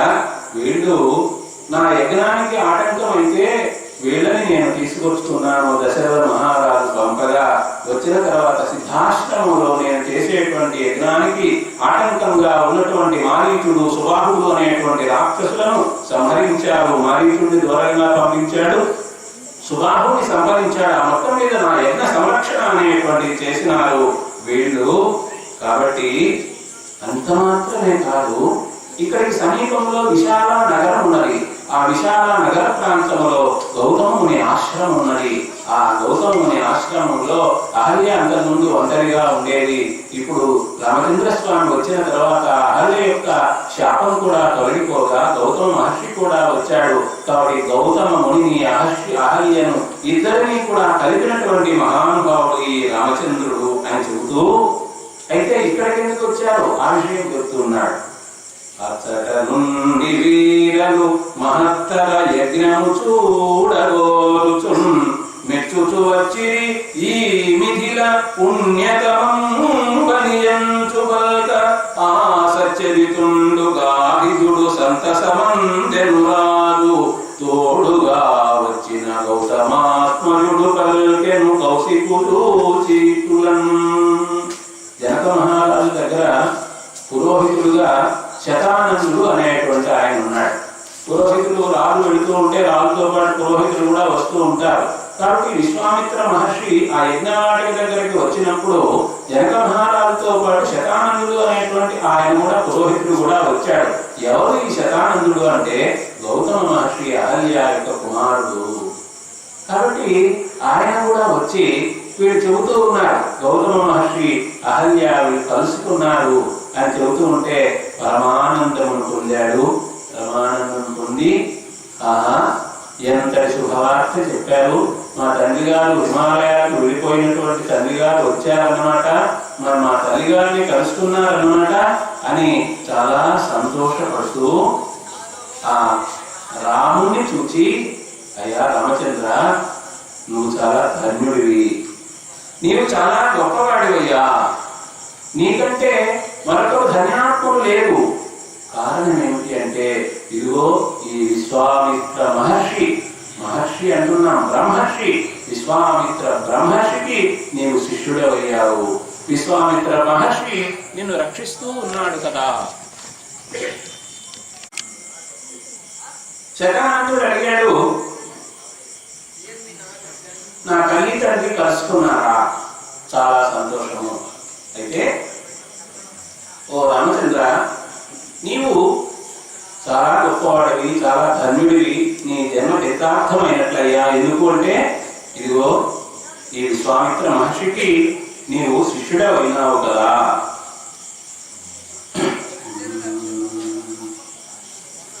అని శతానందుడడుగ మునీటులనే నాదు కర్తవ్యమును చేసినాడు ఇంత గొప్పవాడు అనగానే ఆయన గర్వాన్ని పొందలేదు, నేను నా కర్తవ్యాన్ని నిర్వహించాను అని మాత్రమే చెప్పాడు. అలాంటి ఆ సందర్భంలో రామచంద్ర స్వామి, లక్ష్మణుడు, ఇతర మునులు, జనక మహారాజు అందరూ అక్కడ ఉండగా శతానంద మహర్షి ఏం చేశాడంటే, రామచంద్రునికి, నాయన నీకు నీ గురువైనటువంటి విశ్వామిత్రుడి గురించి పూర్తిగా తెలియదేమో, ఆయన బ్రహ్మర్షి ఎట్లా అయ్యాడనేటువంటి విషయాన్ని నేను చెబుతాను, శ్రద్ధగా వినవయ్యా అని రాముడికి చెబుతూ ఉంటే, రామునితో పాటు లక్ష్మణుడు, ఇతర మునులు, అక్కడ వచ్చినటువంటి జనక మహారాజు కూడా ఆ విశ్వామిత్రుడు బ్రహ్మర్షి అనేటువంటి ఆ స్థానాన్ని ఎట్లా పొందినాడు అనేటువంటి విషయాన్ని చక్కగా శ్రద్ధగా ఆలకించసాగినాడు. శతానందుడు పురోహితుడుగా ఉన్నటువంటి ఆయన చక్కగా ఆ విషయాన్ని తెలియజేస్తూ ఉన్నాడు. విశ్వామిత్రుడు బ్రహ్మర్షి ఎట్లా అయ్యాడు అనేటువంటి విషయము. విశ్వామిత్రుడు మొట్టమొదట రాజుగా ఉండినాడు. రాజుగా ఉండి చక్కగా ప్రజలను తన బిడ్డల వలె పరిపాలన చేస్తూ ఉన్నప్పుడు రాజులు అప్పుడప్పుడు కూడా తాము అలా యాత్రకి వెళుతూ ఉంటారు, జైత్ర యాత్రలకు వెళుతూ ఉంటారు, ఇతర ప్రదేశాలకు వెళుతూ ఉంటారు, వేటకు వెళుతూ ఉంటారు. అలా ఇతర ప్రాంతాలకు వెళ్ళేటువంటి ఆ సందర్భంలో అట్లా భూమి మీద ఉన్నటువంటి ఆశ్రమాలు, మునులను దర్శించుకోవడం, ఇలాగా వాళ్ళందరినీ కూడా దర్శించుకోవడం అనేటువంటి నెపంతో అలా వెళుతూ ఉన్న సందర్భంలో ఒకానొక సమయంలో వశిష్ఠ మహర్షి యొక్క ఆశ్రమానికి ఈ విశ్వామిత్రుడు అనేటువంటి రాజు వెళ్ళినాడు. విశ్వామిత్రుడు వెళ్ళినాడు అంటే ఒక విశ్వామిత్రుడే కాదు, విశ్వామిత్రులతో పాటు అతని యొక్క పరివారం, మంత్రులు, పురోహితులు, సైన్యము అంతా కూడా వెళ్ళిందన్నమాట. వెళ్ళిన తర్వాత వశిష్ఠ మహర్షికి నమస్కారం చేసి ఆయన యొక్క ఆశీస్సులు తీసుకుని కుశల ప్రశ్నలన్నీ అయిన తర్వాత మేము బయలుదేరుతామని ఆ విశ్వామిత్ర మహర్షి అంటే, అప్పుడు వశిష్ఠ మహర్షి ఏమన్నాడు, వచ్చారు కదా ఉండండి, చక్కగా భోజనం చేసి వెళ్ళండి, మీకు అందరికీ కూడా షోడశోపేతమైనటువంటి భోజనాలు ఏర్పాటు చేస్తాను అంటే ఆశ్చర్యపోయాడు విశ్వామిత్రుడు. ఈ ఆశ్రమం కదా, అటవీ ప్రాంతం కదా, ఇక్కడ ఇంతమందికి అంటే పరివారం చాలా ఉంది, సైన్యం కూడా ఉంది, ఇంతమందికి కూడా ఆహార పదార్థాలు అన్ని విధాలా కూడా సమకూర్చుతాను షోడశోపేతంగా అంటూ ఉన్నాడే. ఆశ్చర్యపోయాడు. సరే అని అన్నాడు. వెంటనే ఆ వశిష్ఠ మహర్షి తన దగ్గర కామధేను ఉన్నది, ఆ కామధేను ఆహ్వానించి, నీవు ఇప్పుడు మనకు అతిథులుగా ఎంతో మంది వచ్చారు కదా, వాళ్ళందరికీ కూడా రుచికరమైనటువంటి ఆహార పదార్థములన్నింటినీ కూడా సిద్ధం చేయవలసినది అని విన్నవించాడు. మరి వశిష్ఠ మహర్షి యొక్క మాటను శిరసా వహించి ఆజ్ఞగా భావించినటువంటి ఆ కామధేను అనేక విధములైనటువంటి భోజన పదార్థములన్నింటినీ కూడా షడ్రసోపేతం అంటారు. ఆ విధంగా ఎవరికి ఏది ఇష్టమో అటువంటి పదార్థములన్నీ కూడా మరి ఒక క్షణ మాత్రంలోనే సంకల్పంతోనే అన్ని సిద్ధం చేసి అక్కడ ఏర్పాటు చేస్తే ఆ విశ్వామిత్రుడు వాళ్ళతో వచ్చినటువంటి పరివారం అంతా కూడా చక్కగా భోజనం చేశారు. భోజనం చేసిన తర్వాత విశ్వామిత్రునికి ఒక ఆలోచన కలిగింది. ఈ ఆవు సాధారణమైనటువంటిది కాదు, ఇది ఒక గోరత్నం లాంటిది, గోరత్నం కదా, మరి విశిష్టమైనటువంటి వస్తువులన్నీ కూడా రాజు దగ్గరే ఉంటే బాగుంటుంది, అందువలన ఈ కామధేనుని నేను తీసుకుంటే బాగుంటుంది అని, అయ్యా వశిష్ఠ మహర్షి నీకు కావాలంటే ధనం ఇస్తాను, బంగారం ఇస్తాను, ఏనుగులు ఇస్తాను, గుర్రాలు ఇస్తాను, ఆవులు కూడా కొన్ని లక్షల ఆవులు ఇస్తాను, నాకు ఈ ఆవుని ఇచ్చేయని అడిగాడు. అడిగితే అట్లా కాదు, ఈ ఆవు నేను చేసేటువంటి యజ్ఞములకు అన్నిటికీ కూడా అన్ని విధాల వస్తువులను సమకూర్చేటువంటిది, కామధేనువు దివ్యమైనటువంటిది, ఇది ఇవ్వడానికి వీలు పడదు అని అంటే, రాజులు కొంత గర్వంతో కూడా ఉంటారు కాబట్టి మేమే గొప్పవాళ్ళం, మా బలమే గొప్పది, మా అధికారమే గొప్పది అని అనుకుంటూ ఉంటారు కాబట్టి నేను ఇవ్వను అంటే, ఆ విశ్వామిత్రుడు అనేటువంటి ఆ రాజు, మొట్టమొదటి రాజుగా ఉన్నాడు క్షత్రియుడు, ఆ కామధేనువును ఆ దానికి ఉన్నటువంటి దారితో పాటుగా అలా పట్టి ఈడ్చుకొని వెళ్ళేటువంటి ప్రయత్నం చేశాడు. అలాంటి సమయంలో ఆ కామధేను ఎంతగానో బాధపడింది. అయ్యో ఏమిటిది, ఈ విధంగా తీసుకొని వెళుతూ ఉన్నాడు, మరి వశిష్ఠుడు కూడా గమ్ముగా ఉన్నాడే, మరి వశిష్ఠునికి నేను ఎప్పుడన్నా అపకారం చేశానా, ఇబ్బంది కలిగించానా, గమ్ముగా ఉన్నాడు అనుకుంటూ లాక్కొని వెళ్ళిపోతూ ఉన్నటువంటి విశ్వామిత్రుడి దగ్గర నుంచి ఒకసారి విడిరించి వెనక్కి వచ్చి వశిష్ఠ మహర్షి దగ్గరికి చేరి, అయ్యా మహర్షి, బ్రహ్మర్షి ఏమిటిది ఊరుకున్నారు? బ్రహ్మ తేజస్సు, బ్రహ్మ బలం అనేటువంటిది ఒకటి కదా, క్షత్రియ బలం కంటే కూడా బ్రహ్మబలం గొప్పది కదా, ఎందుకు ఊరుకున్నావు అంటే, అయితే నేను ఆ విశ్వామిత్రుని జయించేదానికి తగినటువంటి మీరు అనుమతిస్తే నేను ఆ ఏర్పాటు చేసుకుంటానంటే, అట్లే ఆ కామధేనులకు ఆజ్ఞ ఇచ్చాడు వశిష్ఠ మహర్షి, నీవు సైన్యాన్ని సృష్టించు, సైన్యాన్ని సృష్టించి ఆ విశ్వామిత్రుని ఓడించు అంటే, ఆ కామధేనువు వెనువెంటనే ఏదైనా సరే అనుకున్న క్షణంలోనే అన్నింటినీ సృష్టించగలిగినటువంటి కామధేను అంటే పాల సముద్రాన్ని దేవతలు రాక్షసులు తిరిగేటప్పుడు ఉద్భవించినటువంటి అనేక విలువైనటువంటి మహిమలైనటువంటి వస్తువుల్లో ఆ కామధేను ఒకటి. కాబట్టి ఎంతో మంది సైన్యాన్ని సృష్టిస్తే ఆ సైన్యం వెళ్ళి విశ్వామిత్రుని యొక్క సైన్యాన్ని ఓడించడం అనేది జరుగుతుంది. విశ్వామిత్రుడు మళ్ళీ వచ్చి వశిష్ఠ మహర్షితో యుద్ధం చేసేదానికి సిద్ధం అవుతాడు. అస్త్రములు శస్త్రములు అన్ని తీసుకొని ఆ అస్త్రములు శస్త్రములు అన్ని కూడా వశిష్ఠ మహర్షి యొక్క బ్రహ్మదండం ఏదైతే ఉందో ఆ బ్రహ్మదండాన్ని అలా చూడగానే అవన్నీ అందులో లీనమైపోయాయి. అప్పుడు అనుకున్నాడు విశ్వామిత్రుడు, క్షత్రియ బలం అనేటువంటిది తక్కువైపోయింది, అల్పమైపోయింది, బ్రహ్మదేవిస్తు అనేటువంటిది ఆ బ్రహ్మబలం అనేటువంటిది గొప్పగా ఉంది. కాబట్టి నేనేం చేయాలి అంటే ఆ బ్రహ్మబలాన్ని సంపాదించేదానికి సిద్ధం కావాలి అని అనుకున్నాడు. మొత్తం మీద తపస్సు చేశాడు. తపస్సు చేసి పరమేశ్వరుని మెప్పించి కొత్తగా మళ్ళీ కొన్ని ఆయుధాలని, కొన్ని శస్త్రములను, అస్త్రములను సంపాదించి మళ్ళీ వచ్చాడు వశిష్ఠుని మీదకి యుద్ధం చేసేదానికి. అయితే ఆ ఆయుధాలన్నీ కూడా ఆ బ్రహ్మదండంలో లీనమైపోయాయి. మరి ఇక చేసేది లేక విశ్వామిత్రుడు ఏం చేశాడంటే, నేను కూడా వశిష్ఠ మహర్షి వలె బ్రహ్మర్షిని కావాలి అనేటువంటి ఒక సంకల్పం చేశాడు. ఆ సంకల్పం కారణంగా తపస్సు చేయడానికి వెళ్ళాడు. మనకు భగీరథుడు ఏ విధంగా ఎన్ని ఆటంకాలు వచ్చినా తన ప్రయత్నం అనేటువంటిది మానుకోకుండా లక్ష్యాన్ని నెరవేర్చుకున్నాడో, అలాగే విశ్వామిత్ర మహర్షికి కూడా అనేక విధములైనటువంటి ఆటంకాలు అనేటువంటివి ఏర్పడ్డాయి. అయినా కూడా తన బ్రహ్మర్షి అనేటువంటి పదవిని సాధించాడు విశ్వామిత్ర మహర్షి. ఏ విధంగా సాధించాడు అంటే, మొట్టమొదట దక్షిణ దిశగా వెళ్ళి తపస్సు చేయడం అనేటువంటిది ప్రారంభించాడు. ఎంతో కాలము తపస్సు చేసిన తర్వాత మరి బ్రహ్మదేవుడు ప్రత్యక్షమై, అయ్యా నీవు ఇంతవరకు రాజుగా ఉండినావు కదా, ఇంతకాలం తపస్సు చేశావు కాబట్టి నీవు రాజర్షివి అవుతావు అని భావించారు.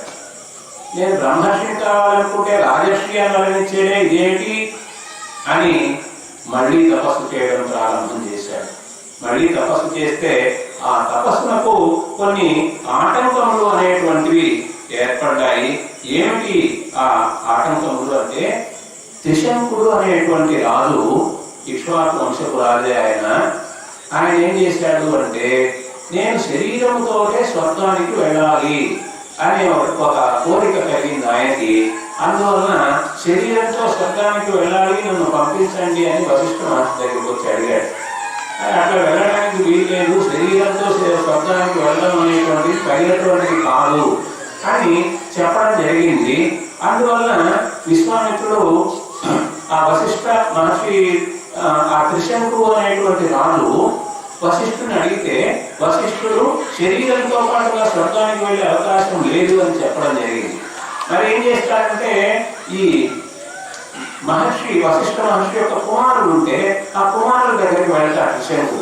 మీ తండ్రి గారు కాదన్నారు, మీరైనా పంపించండి శరీరంతో నన్ను స్వర్గానికి అంటే, అప్పుడు తండ్రి గారి మాట యథార్థము, అట్లా పంపే అవకాశం లేదు అని చెప్పడం జరుగుతుంది. సరే, మొత్తం మీద విశ్వామిత్రుని దగ్గరికి వచ్చి, అయ్యా విశ్వామిత్ర మహర్షి, నీవు నన్ను శరీరంతో స్వర్గానికి పంపించాలి అంటే, ఓహో తప్పకుండా నీవు నన్ను శరణు పెట్టినావు కాబట్టి నీ కోరిక నేను నెరవేరుస్తాను అని, ఒక యజ్ఞం చేస్తాను అని అనుకున్నాడు. యజ్ఞం చేసేదానికి మరి ఋత్విక్కులు కావాలి. ఋత్విక్కులను అందరినీ కూడా పిలిపించాడు. పిలిపించినంత వాళ్ళందరూ కూడా వచ్చారు. వాళ్ళందరూ కూడా బలవంతంగా, అంటే ఎక్కడ విశ్వామిత్రుడు మళ్ళీ కోపడతాడో అనేటువంటి ఉద్దేశంతో వచ్చాడు. వచ్చిన తర్వాత ఆ యజ్ఞం అనేటువంటిది మొదలైంది. ఎప్పుడూ కూడా శరీరంతో స్వర్గానికి వెళ్ళడం అనేటువంటిది ఎక్కడా జరగలేదు. కానీ ఈ విధంగా ఈ త్రిశంకు అనేటువంటి వాడు అడిగాడు కాబట్టి ఆ విధంగా యజ్ఞం చేయడం జరిగింది. మామూలుగా యజ్ఞం చేస్తే యజ్ఞ భాగములను తీసుకోవడానికి కోసంగా దేవతలు వస్తారు. ఇప్పుడు యజ్ఞ భాగములను తీసుకోవడానికి దేవతలు ఎవరు రాలేదు. రాకపోతే యజ్ఞం అనేటువంటిది పరిపూర్ణం కాదు.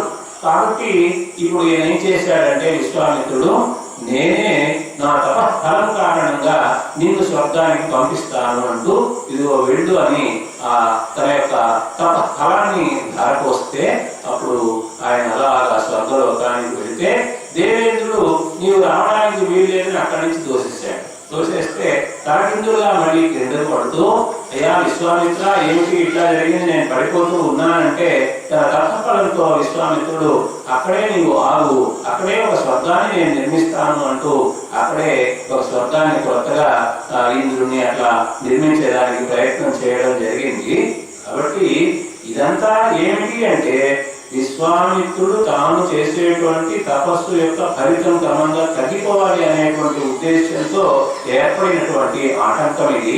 కాబట్టి తర్వాత ఏం చేశాడు, మళ్ళీ దక్షిణ దిక్కు వదిలి పడమర దిక్కు వెళ్ళి తపస్సు ప్రారంభం చేశాడు.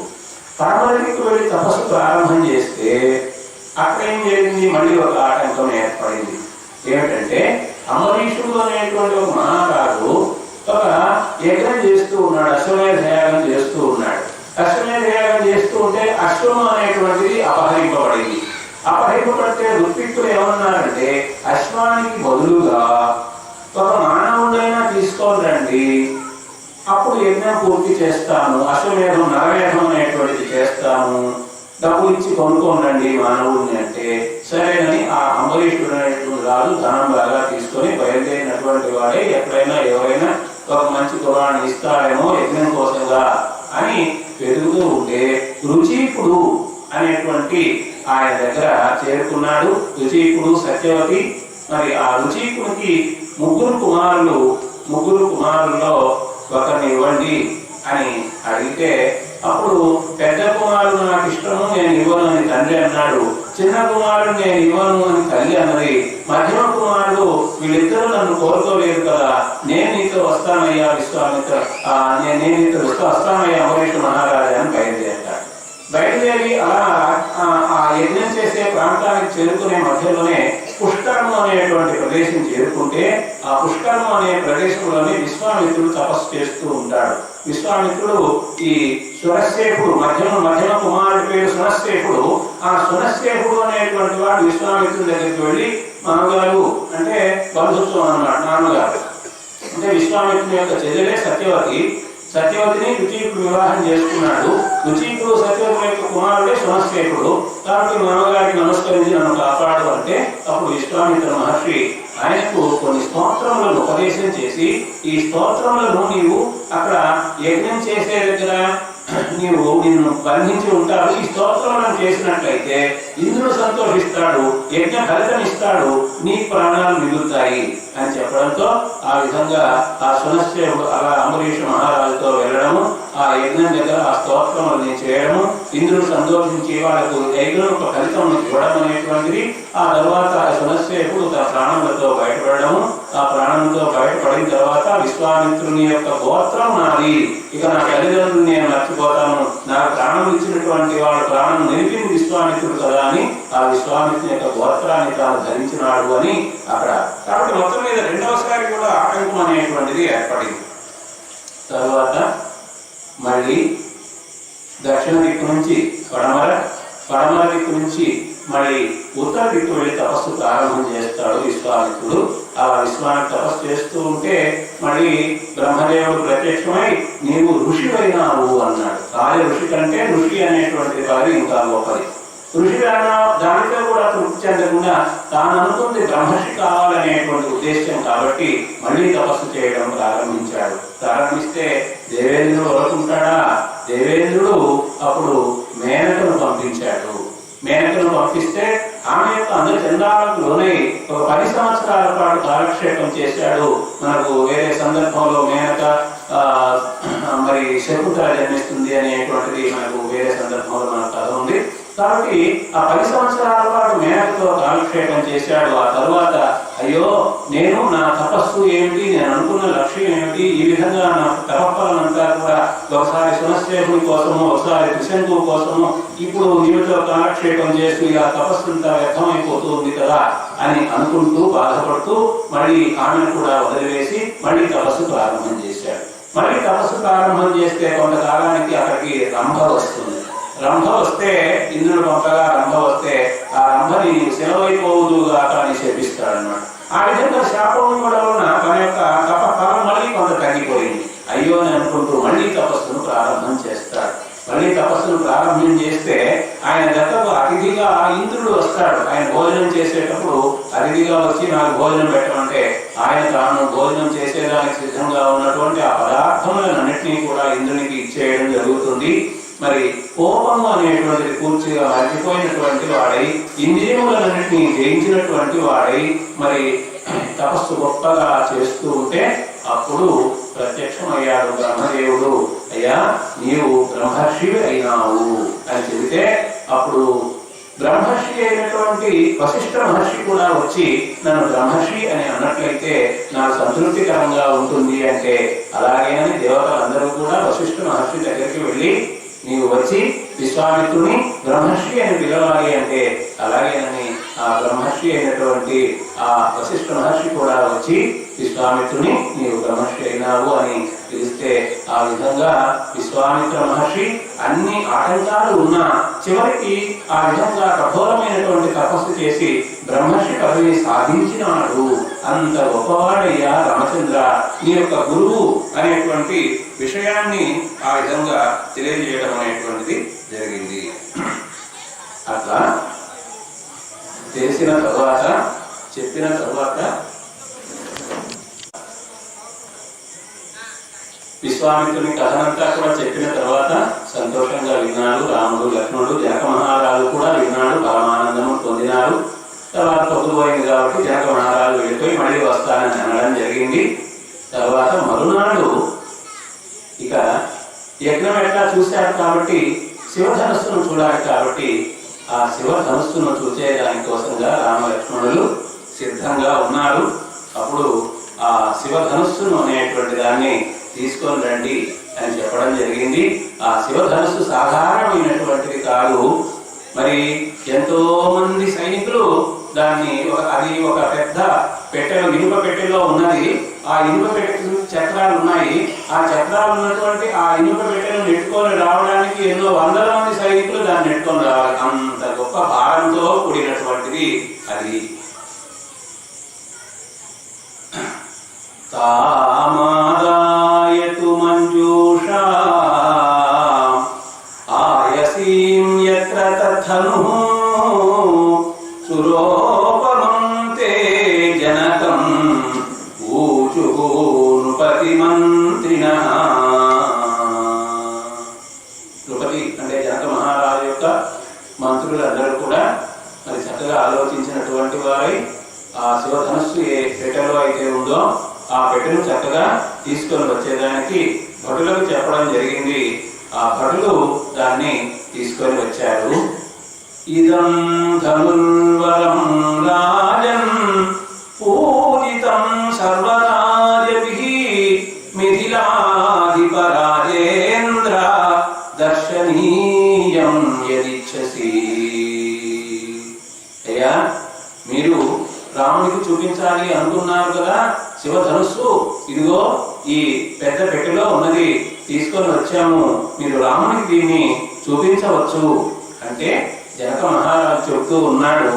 ఇదం ధనుర్వరం బ్రహ్మన్ జనకైరభి పూజితం రాజభిశ్చ మహావీర్యైః అశక్తైః పూరితుం పురా.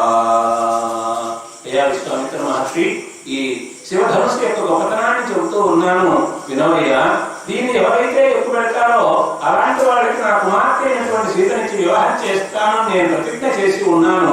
అయితే ఎంతో మంది వచ్చారు, ఎవరు కూడా దీన్ని అలా ఎక్కువ పెట్టేదానికి ఏమిటి, దగ్గరకు వెళ్ళి దాన్ని పైకి ఎత్తేదానికి కూడా వీలైనటువంటి పరిస్థితి అనేటువంటిది వాళ్ళందరూ కూడా అలా వెనక్కి వెళ్ళిపోవడం జరిగింది. నైత సురగణా సర్వే నాసురాన చ రాక్షసాః గంధర్వ యక్ష ప్రవరాః నకిన్నరమహోరగాః. దీన్ని ఎక్కుపెట్టేందుకోసంగా దేవతలు వచ్చారు, రాక్షసులు వచ్చారు, గంధర్వులు వచ్చారు, యక్షులు వచ్చారు, అట్లా కిన్నరులు వచ్చారు, నాగలోకం నుండి కూడా కొంతమంది వచ్చారు. ఎవరు కూడా ఎక్కువ పెట్టలేకపోయారు. పగతిర్మానుషాణాంతు ధనుషోస్య ప్రపూరణే ఆరోపణే సమాయోగే వేపనే తోలనే ఇవా. కాబట్టి ఆ విధంగా ఇతరులు ఎవ్వరూ కూడా ఎక్కువ పెట్టలేనటువంటి దేవతలు మొదలైన వాళ్ళు కూడా ఎక్కువ పెట్టలేనటువంటి ఈ శివధనుస్సును మానవులు ఎక్కువ పెట్టగలరా అనేటువంటిది సందేహము. అయినా కూడా మీరు చూపించమన్నారు కాబట్టి దీన్ని చూపిస్తూ ఉన్నాను అంటూ లీలయాస ధనుర్మధ్యే జగ్రాహ వచనాన్ మునేః పశ్యతాం సహస్రాణాం బహూనాం రఘునందన. విశ్వామిత్రుడు అదిగో ఉంది కదా ధనుస్సు, దానిని తీసుకో, ఎక్కువ పెట్టే ప్రయత్నం చెయ్యి అని చెప్తే గురువు యొక్క మాటను అనుసరించినటువంటి ఆయన చెప్పాడు, వత్స రామ ధను పశ్య. నాయనా రామ, అదిగో ధను ఉంది, చూడవయ్యా దాని సంగతి ఏంటో అని అంటే అలాగే వచ్చాడు. దాన్ని ఎవరు కూడా ఎక్కువడలేదు కదా, అటువంటి దాన్ని ఆయన అవలీలుగా ఆ మధ్య భాగంలో పట్టుకున్నటువంటి వాడై తేలికగా దాన్ని పైకి ఎత్తాడు. లీలయాస ధనుర్మధ్యే జగ్రాహ వచనాన్ మునేః. ఆ ధనుస్సు యొక్క మధ్య భాగాన్ని పట్టుకుని అలా పైకి తీశాడు ముని యొక్క మాటను అనుసరించి. అప్పుడు అక్కడ ఉండేటువంటి ఎంతో మంది రాజులందరూ కూడా ఉన్నారు, యజ్ఞానికి వచ్చినటువంటి రాజులందరూ ఉన్నారు. ఆ రాజులందరూ కూడా ఆశ్చర్యంతో చూస్తూ ఉన్నారన్నమాట. మరి విల్లు ఎక్కువ పెట్టడం అంటే వింటిని చేతికి తీసుకోవాలి, తర్వాత దానికి నాటి ఉంటుంది, అల్లెత్రాడు ఉంటుంది, దారము. ఆ దారం వదులుగా ఉంటుంది, వదులుగా ఉండేటువంటి ఆ దారాన్ని ఆ పై భాగాన్ని అలా కొద్దిగా వంచి ఆ దారాన్ని అలా కట్టాలి. దారాన్ని కట్టిన తర్వాత అలా ఆ ధనుష్ కంకారం చేసేదానికి సిద్ధం అవుతారు. కాబట్టి ఆ దారాన్ని అలా లాగి వదలాలి. దీన్నంతా కూడా ఎక్కువ పెట్టడము అని మనం అనుకోవచ్చు. ఆ దారం కట్టడాన్ని ఎక్కువ పెట్టడం అనుకోవచ్చు. కాబట్టి చేతికి తీసుకున్నాడు, ఆ దారాన్ని దానికి కట్టాడు, ఆ ధనుష్ కంకారం చేసేదానికి సిద్ధం అవుతూ ఉన్నాడు. అలాంటి ఆ సమయంలో తద్భంజ ధనుర్మధ్యే నరశ్రేష్టో మహాయశాః తస్య శబ్దో మహానాసి నిర్ఘాత సమనిస్వనః. అలా దారం కట్టిన తర్వాత ఆ నారిని ధనుష్ కంకారం చేసేందుకోసంగా అలా లాగుతూ ఉంటే మళ్ళీ తప్పనిసరిగా అది వంగుతుంది. ఆ వంగేటప్పుడు ఆ ధనుస్సు రెండు ముక్కలుగా విరిగిపోయింది. గొప్ప శబ్దం అనేటువంటిది, ఒక పిడుగుపాటు ఎలా ఉంటుందో ఆ విధమైనటువంటి శబ్దం అనేటువంటిది ఏర్పడింది. అంతేకాదు, భూమి కంపశ్చ సుమహాన్ పర్వతస్యేవ దీర్యతః నిపేతుశ్చ సమాః సర్వే తేన శబ్దేన మోహితాః వర్జయిత్వా మునివరం రాజానం తౌ చరాకవౌ. ఆ విల్లు విరిగిన శబ్దానికి పిడుగుపడినంత శబ్దం వస్తే, అప్పుడు వజ్రాయుధం యొక్క శబ్దం లాంటి శబ్దం వస్తే ఆ శబ్దానికి భూమి కంపించింది, భూకంపం అనేటువంటిది వచ్చినట్లయింది. అలాగే పర్వతాలు కూడా బీటలు వారినంత పరిస్థితి అనేటువంటిది ఏర్పడింది. అంతటి శబ్దం ఎప్పుడూ వినలేదు. కాబట్టి అక్కడ ఉండేటువంటి వాళ్ళలో నలుగురు తప్ప మిగిలిన వాళ్ళందరూ కూడా మూర్ఛపోయారు. ఎవరు మూర్ఛపోకుండా మిగిలింది అంటే రామచంద్రుడు, అట్లాగే లక్ష్మణుడు, అట్లాగే విశ్వామిత్ర మహర్షి, అట్లాగే జనక మహారాజు. ఈ ఈ నలుగురు మాత్రం కూడా అట్లాగే మోక్ష అందకుండా ఉన్నారన్నమాట. ప్రత్యాశస్తే జనే తస్మిన్ రాజా విగత సాధ్వసః ఉవాచ ప్రాంజలిర్వాక్యం వాక్యజ్ఞో ముని పుంగవం. చాలా సంతోషం అయిపోయింది ఈయనకి. ఎవరికి? జనక మహారాజుకి చాలా సంతోషం అయిపోయి ఏమంటూ ఉన్నాడంటే, భగవన్ దృష్ట వీర్యో మే రామో దశరథాత్మజః. ఓ ముని మహర్షి, దశరథుని కుమారుడైనటువంటి రాముని యొక్క పరాక్రమం అనేటువంటిది నేను ఇప్పుడు దర్శించగలిగినానయ్యా. అత్యద్భుతం అచింత్యం చ నతర్కితమిదం మయా. అద్భుతమైనటువంటి కార్యాన్ని చేశాడు. ఇంతకుముందు ఎప్పుడూ కూడా నేను ఊహించలేదయ్యా, ఈ విధంగా ఈ శివధనుస్సుని ఎక్కువ పెడతాడు అనేటువంటి విషయాన్ని నేను ఊహించలేదు అని అంటూ ఉన్నాడు ఆ జనక మహారాజు. జనకానాం కులే కీర్తిం ఆహరిష్యతి మే సుత సీతా భక్తారమాసాద్య రామం దశరథాత్మజం. దశరథుని కుమారుడైనటువంటి రాముణ్ణి మా అమ్మాయి అయినటువంటి సీత భర్తగా ఉంది. మా జనక వంశంలోనే కీర్తిని గొప్పగా సంపాదించి పెడుతుంది. మమ సత్యా ప్రతిజ్ఞా చ వీర్య శుల్కేతి కౌశిక సీతా ప్రాణైర్బహుమత దేయా రామాయ మే సుతా. నేను ఇంతకు ముందు ప్రతిజ్ఞ చేసి ఉన్నాను. ఏమిటా ప్రతిజ్ఞ? శివధనుస్సును ఎవరైతే ఎక్కువ పెడతారో అలాంటి వారికి మా అమ్మాయి నుంచి వివాహం చేస్తాను అనేటువంటి ప్రతిజ్ఞ చేశాను. ఎందుకంటే సీతాదేవి సాధారణంగా అందరి వలె మరి ఒక తల్లి గర్భంలో ప్రత్యేకంగా జన్మించినటువంటిది కాదు కదా. నేను యజ్ఞం చేసేందుకు కోసంగా భూమిని దున్నుతూ ఉంటే ఆ దున్నేటువంటి ఆ నాగటి చారులో బిడ్డ నాకు దొరికింది. కాబట్టి ఆమె అయోనిజ. అందువలన ఆమెకు గొప్పవాడు భర్తగా కావాలి. అందువలన గొప్పవాడు అంటే ఇదిగో ఈ శివధనుస్సును ఎవరైతే ఎక్కువ పెడతారో అలాంటి వాళ్ళు గొప్పవాళ్ళు అనేటువంటి ఉద్దేశంతో మా అమ్మాయిని వీర్యశుల్క అంటే ఎవరైతే తన యొక్క పరాక్రమాన్ని చూపిస్తారో గొప్పవాడు అని ప్రకటిస్తారో అలాంటి వాళ్ళకి ఇవ్వాలనే ఉద్దేశంతోనే శివధనుస్సును ఎక్కువ పెట్టినటువంటి వాళ్ళకు మా అమ్మాయిని సీతను ఇస్తానని ప్రతిజ్ఞ చేశాను. ఆ ప్రతిజ్ఞ ఇంతవరకు నెరవేరుతుంది అనేటువంటి ఆశ నాకు ఎక్కడా కూడా లేదు. చాలా సందర్భాల్లో ఏం జరిగిందంటే కొంతమంది రాజులందరూ వచ్చి ఆ శివధనుస్సుని ఎక్కువ పెట్టలేకపోయారు, ఎత్తలేకపోయారు. వాళ్ళు కోప్పడ్డారు. ఏంటయ్యా పోటీ పెడితే సులభంగా ఉండే పోటీ పెట్టాలని ఇలాంటి పోటీ పెట్టారు ఏమిటి అని వాళ్ళందరూ కూడా ఈ జనక మహారాజు మీద యుద్ధానికి వచ్చారు. ఒక సంవత్సర కాలం పాటు ఆ మిథిలా నగరాన్ని చుట్టుముట్టారు. అప్పుడు ఈ జనక మహారాజు తపస్సు చేసి మరి భగవంతుని దేవతల యొక్క అనుగ్రహంతో అస్త్రములని సంపాదించి ఆ అస్త్రముల కారణంగా ఆ రాజులందరినీ కూడా పారిపోయేటట్టుగా చేయడం జరిగింది. అంత కథ నడిచింది. కాబట్టి సీతా మహాసాధ్వి ఆమె వీర్య శుల్క అంటే గొప్ప పరాక్రమం ఉన్నటువంటి వాడు మాత్రమే ఈ సీతమ్మకు భర్త కాగలడు అనేటువంటి మాట నేను ప్రకటించి ఉన్నాను, ప్రతిజ్ఞ చేసి ఉన్నాను. కాబట్టి సత్య ప్రతిజ్ఞా చ. ఇప్పుడు రామచంద్రుడు ఈ విధంగా వీరుని ఎక్కువ పెట్టినాడు కాబట్టి నా యొక్క ప్రతిజ్ఞ అనేటువంటిది నెరవేరింది అని నాకు సంపూర్ణమైనటువంటి సంతోషం అనేటువంటిది కలుగుతూ ఉంది. ఈ సీత ఇక రామునికి నేను ఈ సీతనిచ్చి వివాహం చేయాలి అనేటువంటి ఆలోచనలో ఉన్నాను. మరి వివాహము అంటే పెద్దలందరూ ఉండాలి కదా. పెద్దలందరూ ఉండాలంటే రామచంద్ర స్వామి యొక్క తల్లి తండ్రి వాళ్ళ పురోహితులు వాళ్ళ అయోధ్య నగరం నుంచి వాళ్ళందరూ రావాలి కదా.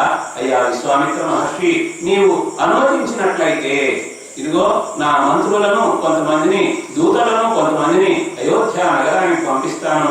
వాళ్ళు వెళ్ళి ఇక్కడ జరిగినటువంటి విషయాలన్నింటినీ కూడా చెప్పి రామలక్ష్మణుడు క్షేమంగా ఉన్నారు, విశ్వామిత్ర మహర్షి యొక్క సంరక్షణలో ఉన్నారు, ఇదిగో ఈ విధంగా శివధనుర్భంగం అనేటువంటిది చేశారు, శివధనుస్సును ఎక్కుపెట్టారు అనేటువంటి విషయాన్నంతా కూడా చెప్పి ఆ దశరథ మహారాజును సపరివారంగా ఇక్కడికి తీసుకొని వచ్చేదానికి మీరు అనుమతి ఇవ్వండి అని ఆ విశ్వామిత్ర మహర్షిని అనుమతి కోరాడు దశరథ మహారాజు.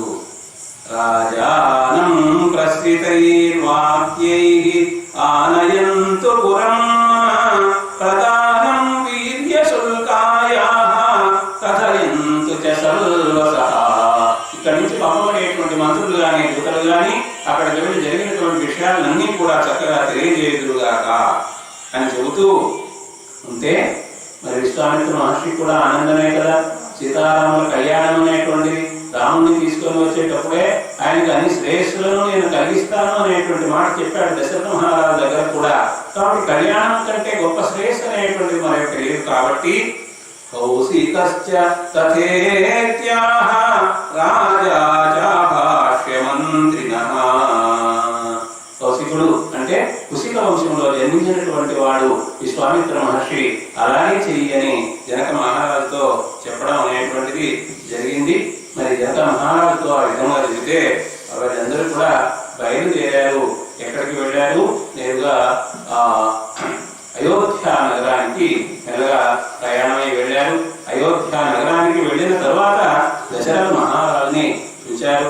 ఆ దశరథ మహారాజును చూసి ఇక్కడ జరిగినటువంటి విశేషాలన్నీ కూడా తెలియజెప్పడం అనేటువంటిది జరిగింది.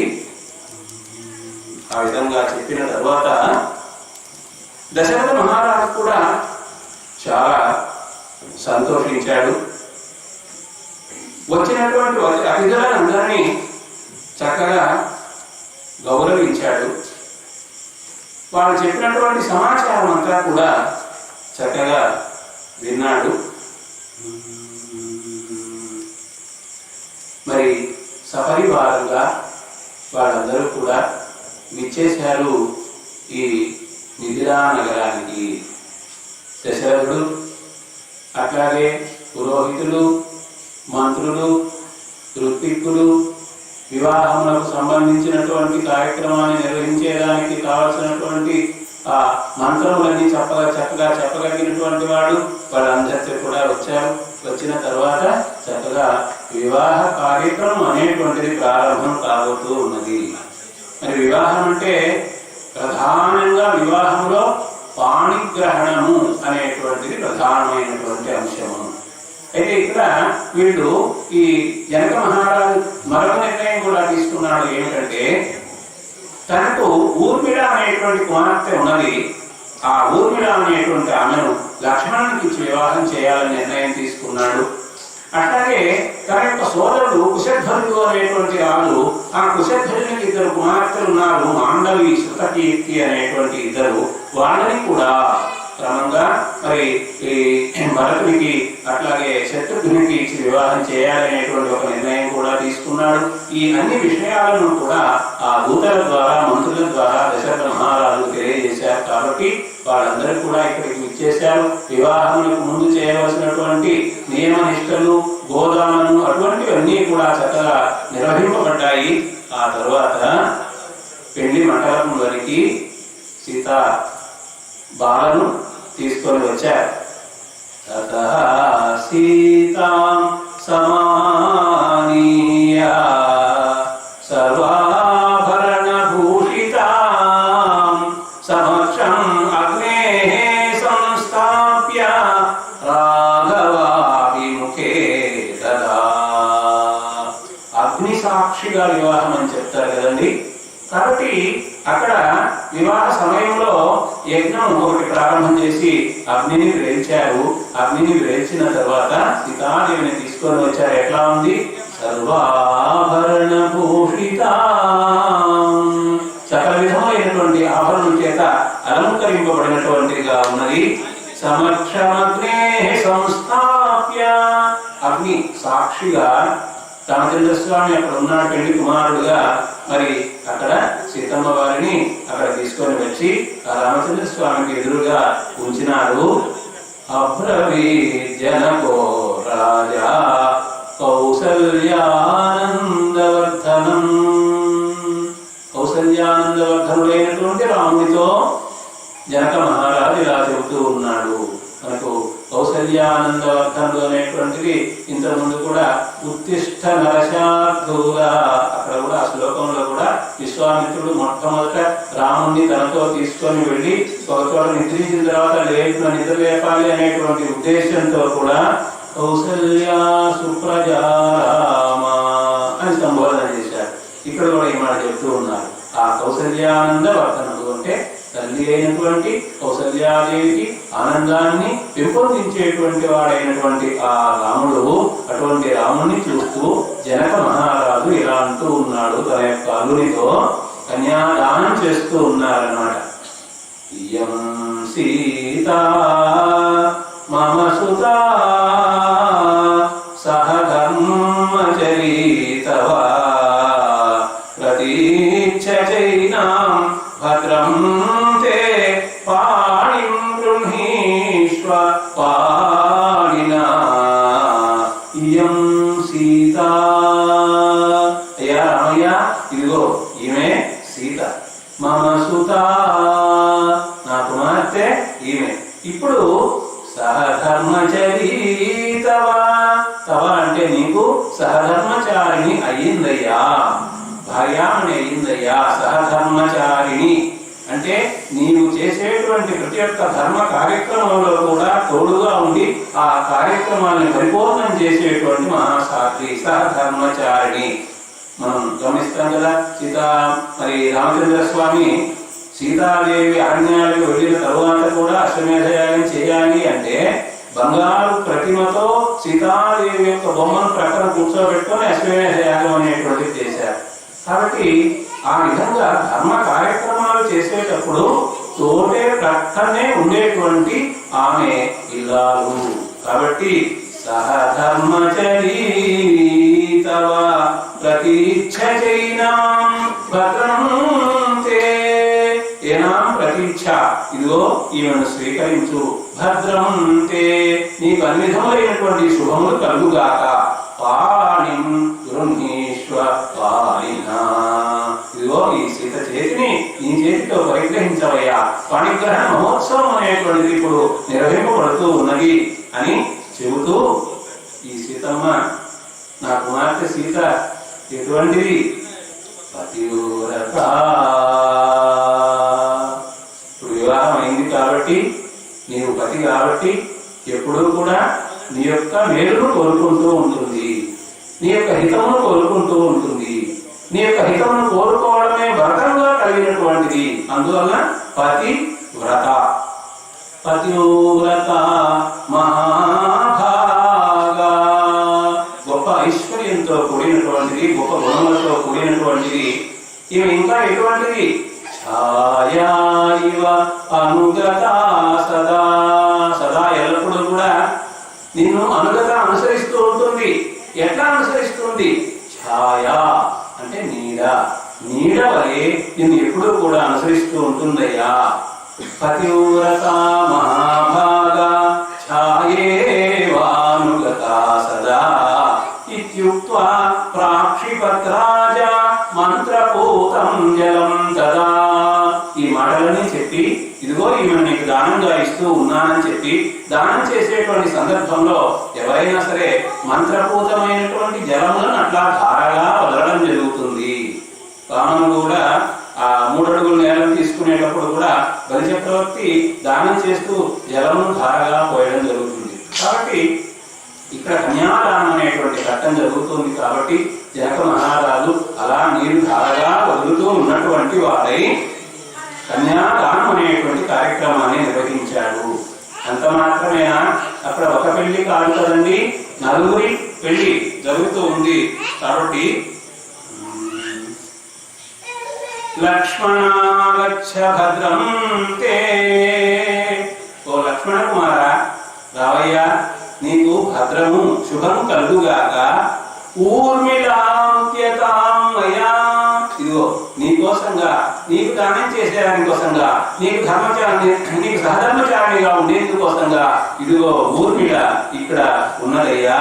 ప్రతీచ్ఛ పాణిం గృహీష్వ, ఈమెను స్వీకరించు, ఈమె చేతిని పరిగ్రహించు. మా కాల విపర్యయ, ఆలస్యం అనేటువంటిది లేకుండా ఇది ముహూర్తం, గొప్ప ముహూర్తం కాబట్టి ఈ పాణిగ్రహణ మహోత్సవాన్ని నీవు చేయవయ్యా అని లక్ష్మణునికి దగ్గరకు పిలిచాడు. ఆ లక్ష్మణునికి తన కుమార్తె అయినటువంటి ఊర్మిళను కన్యాదానంగా సమర్పించాడు. అంతేకాకుండా కుశధ్వజుడు అనేటువంటి తన సోదరుని యొక్క కుమార్తె ఇద్దరు ఉన్నారు, మాండవి శృతకీర్తి. తమేవ ముక్త్వా జనకో భరతం చాభ్యభాషత. నలుగురు వరుసగా ఉన్నారు, భరతుడు కూడా అక్కడే ఉన్నాడు. భరతుని చూసి ఈ విధంగా మాట్లాడుతూ ఉన్నాడు జనకుడు. గృహాణ పాణిం మాండవ్యా. ఇదిగో ఇక్కడ మాండవి ఉన్నది, రాజకుమారి ఉన్నది, నా సోదరుని యొక్క కుమార్తె ఉన్నది. పాణినా రఘునందన గృహాణ పాణిం. ఈమె యొక్క చేతిని నీ చేతితో పరిగ్రహించవయ్యా, పాణిగ్రహణ మహోత్సవ ఘట్టం అనేటువంటిది అని ఆ మాండవిని భరతునికి కన్యాదానంగా ఇచ్చాడు. అట్లాగే శత్రుఘ్నం చాపి ధర్మాత్మా అబ్రవీత్ జనకేశ్వరః. జనక మహారాజు ఆ శత్రుఘ్నుని కూడా దగ్గరకు పిలిచి ఆయనతో కూడా ఏం చెప్తున్నాడు? శృతకీర్త్యా మహాబాహో పాణిం గృహీష్వ పాణినా. ఇదిగో శృతకీర్తి, ఈమె నీకోసంగా మరి వివాహం కోసంగా ఇదిగో మా తమ్ముని యొక్క కుమార్తె, కుశధ్వజుని యొక్క కుమార్తె, ఈమె పాణిని నీ పాణితో స్వీకరించవయ్యా, పాణి గ్రహణం అనేటువంటిది చేయవయ్యా అని ఆ విధంగా నలుగురికి కూడా వివాహం అనేటువంటిది, కన్యాదాన మహోత్సవం అనేటువంటిది జరిగింది. మరి రంగరంగ వైభవంగా ఆ సీతారాముల కళ్యాణం అనేటువంటిది కొత్తగా నిర్వహింపబడింది. మరి కళ్యాణం అయిన తరువాత మరి అక్కడి నుంచి మిథిలా నగరం నుంచి వీళ్ళు క్రమంగా అయోధ్య నగరానికి బయలుదేరవలసినటువంటి అవసరం ఉన్నది. కాబట్టి ఆ విధంగా అయోధ్య నగరానికి బయలుదేరాలి. కాబట్టి అంతా సిద్ధమయ్యారు. పెళ్లి కుమారులు నలుగురు, పెళ్లి కుమార్తెలు నలుగురు, పరివారము అంతా కూడా ఆ జనక మహారాజు యొక్క మిథిలా నగరం నుంచి అలా బయలుదేరుతూ ఉంటే కొంత దూరం వెళ్ళగానే అపశకునాలు కొన్ని కనపడ్డాయి. ఈ దశరథ మహారాజు భయపడ్డాడు. ఏమిటి అపశకునాలు కనిపిస్తూ ఉన్నాయి అని ప్రక్కనే ఉన్నటువంటి వశిష్ఠ మహర్షిని, అయ్యా వీటి యొక్క అర్థం ఏంటో చెప్పండి అంటే, ఈ అపశకునాల యొక్క అర్థం ఏమిటి అంటే కొద్దిగా ఇబ్బంది కలుగుతుంది, ఇబ్బంది మళ్ళీ కూడా శుభ పరిణామాన్ని కలిగిస్తుంది అని, అంటే పక్షులు ఇంకో అడ్డంగా వెళ్ళడం అటువంటి అపశకునాలన్నీ కూడా కనిపించాయి అన్నమాట. అప్పుడు వశిష్ఠ మహర్షి తెలియజేశాడు ఆ విధంగా. మరి ఏం జరిగింది అంటే గొప్పగా మరి శబ్దం అనేటువంటిది ఏర్పడింది. దూరం నుంచి ఒక దివ్యమైనటువంటి అంటే దివ్యమైన మహానుభావుడు అనేటువంటిది కొంచెం దగ్గరికి వెళ్ళిన తర్వాత తెలిసింది. దూరం నుంచి మాత్రం మొట్టమొదట ఎంతో గొప్ప కాంతి, తేజస్సు అనేటువంటిది కనిపించింది. కొంచెం ముందుకు వెళ్ళిన తర్వాత ఆయన ఒక వ్యక్తి అని, ఇంకా ముందుకు వెళితే ఆయన చేతిలో గండ్రగొడ్డలి ఉన్నది. పరశురాముడు అనేటువంటి ఆ మహానుభావుడు దగ్గరికి వచ్చాడు. పరశురాముడు వచ్చి, ఏమిటి ఇక్కడ ఎవరో శివధనస్సును విరిచారట, నా యొక్క ఆరాధ్యదయమైనటువంటి శివుడు ఆ శివుని ధనుస్సును విరిచారట, అందులో నా పేరే పెట్టుకున్నారట, పరశురాముడు కదా రాముడు కదా, నా పేరే పెట్టుకొని నేను ఆరాధించేటువంటి శివుని యొక్క ధనుస్సును విరిచినారట. ఎవరు, వాళ్ళ యొక్క ప్రతాపం ఏంటో చూస్తాను. ఇదిగో నా చేతిలో వైష్ణవ ధనుస్సు ఉన్నది. మరి శివ ధనుస్సును ఎక్కువ పెట్టడం కాదు, ఈ వైష్ణవ ధనుస్సును ఎక్కువ పెట్టగలిగినట్లయితే నేను ఒప్పుకుంటాను అతడు పరాక్రమవంతుడు అనేటువంటి విషయాన్ని. ఎవరు రాముడు అంటూ అక్కడికి వస్తే దశరథుడు భయపడిపోతూ ఉన్నాడు. ఏం చేయాలో తెలియక, అయ్యా ఇదిగో అర్ఘ్యం, ఇదిగో పాద్యం అని అడిగి పూజ చేసేదానికి సిద్ధం అవుతూ ఉన్నాడు. అలాంటి ఆ సందర్భంలో రామచంద్ర స్వామి ఆయన ఎంతటి పరాక్రమం కలిగిన వాడు అనేటువంటి మనకందరికీ తెలుసు. కాబట్టి అవలీలగా శివధనుస్సునే ఎక్కుపెట్టినటువంటి మహానుభావుడు. అందులో మనకు తెలుసు విష్ణు భగవాన్ అంటే రామచంద్రుడుగా అవతరించినాడు అని. ఇది ధనుస్సు వైష్ణవ ధనుస్సు, అంటే విష్ణు భగవాన్ యొక్క ధనుస్సే. కాబట్టి ఆయన ఆ పరశురాముని చేతిలో ఉన్నటువంటి ఆ వైష్ణవ ధనుస్సును అవలీలగా తీసుకున్నాడు. దాన్ని ఎక్కుపెట్టే ప్రయత్నం చేస్తూ ఉన్నాడు. ఎక్కుపెట్టేదానికి సిద్ధమయ్యాడు, ఎక్కుపెట్టినాడు. ఆరోప్య తద్ధను రామః శరం సత్యం చకారః జామదగ్న్యం తతో రామం రామః క్రుద్ధో భవద్వచః. వైష్ణవ శాపాన్ని ఎక్కుపెట్టాడు. ఎక్కుపెట్టిన తర్వాత ఆ పరశురాముడు, ఆయన జమదగ్ని మహర్షి యొక్క కుమారుడు, జమదగ్ని అనేటువంటి పేరుతో పిలువబడతాడు. అటువంటి ఆ పరశురాముని చూస్తూ, అంటే ఆ విధంగా అప్పుడు కొద్దిగా కోపాన్ని ప్రదర్శించాడు రాముడు. ప్రదర్శించి, పరశురామ బ్రాహ్మణ్యోసీతి విశ్వామిత్రకృతేన చ విశ్వామిత్రః పూజనీయః తదీయః త్వం ద్విజోత్తమా. పరశురామ, ఇదిగో నేను ధనుస్సు ఎక్కుపెట్టాను, బాణాన్ని కూడా సంధించాను, ఈ బాణాన్ని నీ మీద ప్రయోగించేదానికి సిద్ధంగా ఉన్నాను, అయితే కొద్దిగా వెనకాడుతూ ఉన్నాను. కారణం ఏమిటి అంటే, పరశురామ నీవు బ్రహ్మజ్ఞానం కలిగినటువంటి వాడివి, అదొకటి. అట్లాగే మరొకటి ఏమిటంటే, నా గురువు విశ్వామిత్ర మహర్షి, విశ్వామిత్ర మహర్షికి నీవు బంధువు అనేటువంటి విషయం నాకు తెలుసు. కాబట్టి ఆ కారణంగా కూడా తస్మాత్ శక్తో నతే రామ మోక్తుం ప్రాణహరం శరం, ఈ బాణాన్ని వదిలిపెట్టినట్లయితే నీ ప్రాణాలు పోతాయి, అందువల్ల నీ మీద ఈ బాణాన్ని వదిలిపెట్టకుండా నిన్ను ఒక ప్రశ్న అడుగుతూ ఉన్నాను, ఇది ఎలా ప్రయోగించాలి అంటే దీనికి లక్ష్యం ఏమిటి, నీ ప్రాణాలు కాకుండా ఇంకేదైనా లక్ష్యం ఉంటే చెప్పు అంటే పరశురాముడు అన్నాడు, అయ్యా ఇంతవరకు నేను ఎన్నో తపస్సు చేశాను, తప ఫలం అనేటువంటిది ఉన్నది, ఆ తప ఫలం అనేటువంటి దాన్ని లక్ష్యంగా చేయి, నేను తప ఫలాన్ని మళ్ళీ సంపాదించుకుంటాను అంటే రామచంద్ర స్వామి అలాగేనని ఆ బాణాన్ని పరశురాముని యొక్క తప ఫలం ఏదైతే ఉందో ఆ ఫలం మీద ప్రయోగించాడు. ఆ తప ఫలం అనేటువంటిది పోయింది. మళ్ళీ తప ఫలము సంపాదించుకునేందుక మహేంద్రగిరి అనేటువంటి ఆ పర్వతం దగ్గరికి వెళ్ళి పరశురాముడు తపస్సు చేసుకోవడానికి వెళ్ళడం అనేటువంటిది జరిగింది. ఆ విధంగా పరశురామ గర్వభంగము అనేటువంటి ఆ అంశం కూడా అక్కడ జరిగింది. ఆ తరువాత రామచంద్ర స్వామి, లక్ష్మణుడు, భరతుడు, శత్రుఘ్నుడు నలుగురు కూడా తమ యొక్క ఇల్లాండ్లు క్రమంగా సీతాదేవి, ఊర్మిళ, మాండవి, శృతకీర్తి వీళ్ళతో పాటుగా పరివారంతో పాటుగా అలా బయలుదేరి అయోధ్యకు చేరుకున్నారు. అయోధ్యలో పెళ్లి కుమారుడు, పెళ్లి కుమార్తె నలుగురు కూడా వస్తూ ఉన్నారు అనేటువంటి వార్త వాళ్ళకి ఎట్లా తెలుసు కాబట్టి రంగరంగ వైభవంగా చక్కగా అంతా అలంకరించి పెట్టారు. అందరికీ స్వాగతం అనేది చెప్పారు. ఆ హారతి అంతా కూడా తీర్చారు. ఆ తర్వాత ఆ అయోధ్య నగరంలో వీళ్ళందరూ కూడా క్రొత్త దంపతులు చాలా హాయిగా ఆనందంగా కాలక్షేపం చేశారు. మరి భార్యాభర్తలు ఒకరి యొక్క మనస్సు ఒకరు తెలుసుకున్నటువంటి వారై చక్కగా ఆ ఆనందంతో కాలక్షేపం చేశారు. ఆ విధంగా మరి ఆ వీళ్ళందరూ కూడా అయోధ్యకు చేరడం, అయోధ్యలో చక్కగా ఆనందంగా ఆ దాంపత్య జీవితాన్ని గడపడం అనేటువంటిది భార్య యొక్క మనసు భర్త ఎరిగి, భర్త యొక్క మనసు భార్య ఎరిగి అనుకూలమైనటువంటి భావములతో వాళ్ళందరూ కూడా హాయిగా దాంపత్య జీవితాన్ని గడిపినారు. అంతటితో బాలకాండ అనేటువంటి ఆ అంశం అనేటువంటిది మరి ఈ పూర్తి అవుతుంది. మరి బాలకాండ తర్వాత అయోధ్యకాండ అనేటువంటిది మనం రేపు తెలుసుకునేటువంటి ప్రయత్నం చేద్దాం. 3 రోజులుగా మనం బాలకాండ తెలుసుకున్నాము. తర్వాత అయోధ్యకాండ ఒకరోజు, అరణ్యకాండ ఒకరోజు, కిష్కింధకాండ ఒకరోజు, సుందరకాండ 2 రోజులు, తర్వాత యుద్ధకాండ ఒకరోజు అన్నట్లుగా మనం 9 రోజుల్లో రామాయణాన్ని పూర్తి చేసుకునేటువంటి ప్రయత్నం చేద్దాం. ఆ తర్వాత 10వ రోజు భాగవతంలో దశమస్కందం తెలుసుకునే ప్రయత్నం చేద్దాం. ఈ అవకాశాన్ని నాకు ఇచ్చినటువంటి పెద్దలందరికీ కూడా ధన్యవాదాలు. ఈ భావిస్తూ ఉన్నాను.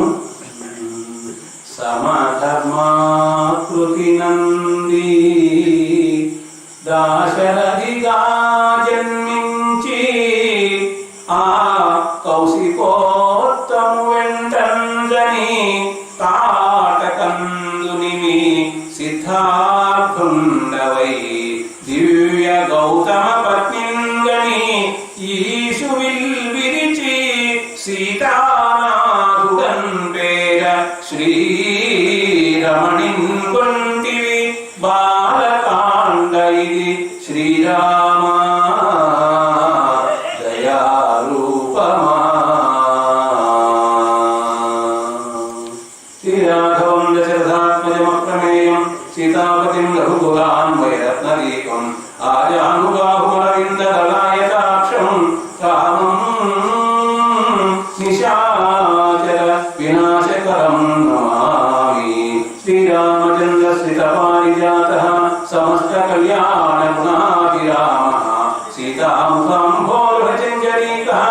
నిరంతరం మంగళమాతనోదు.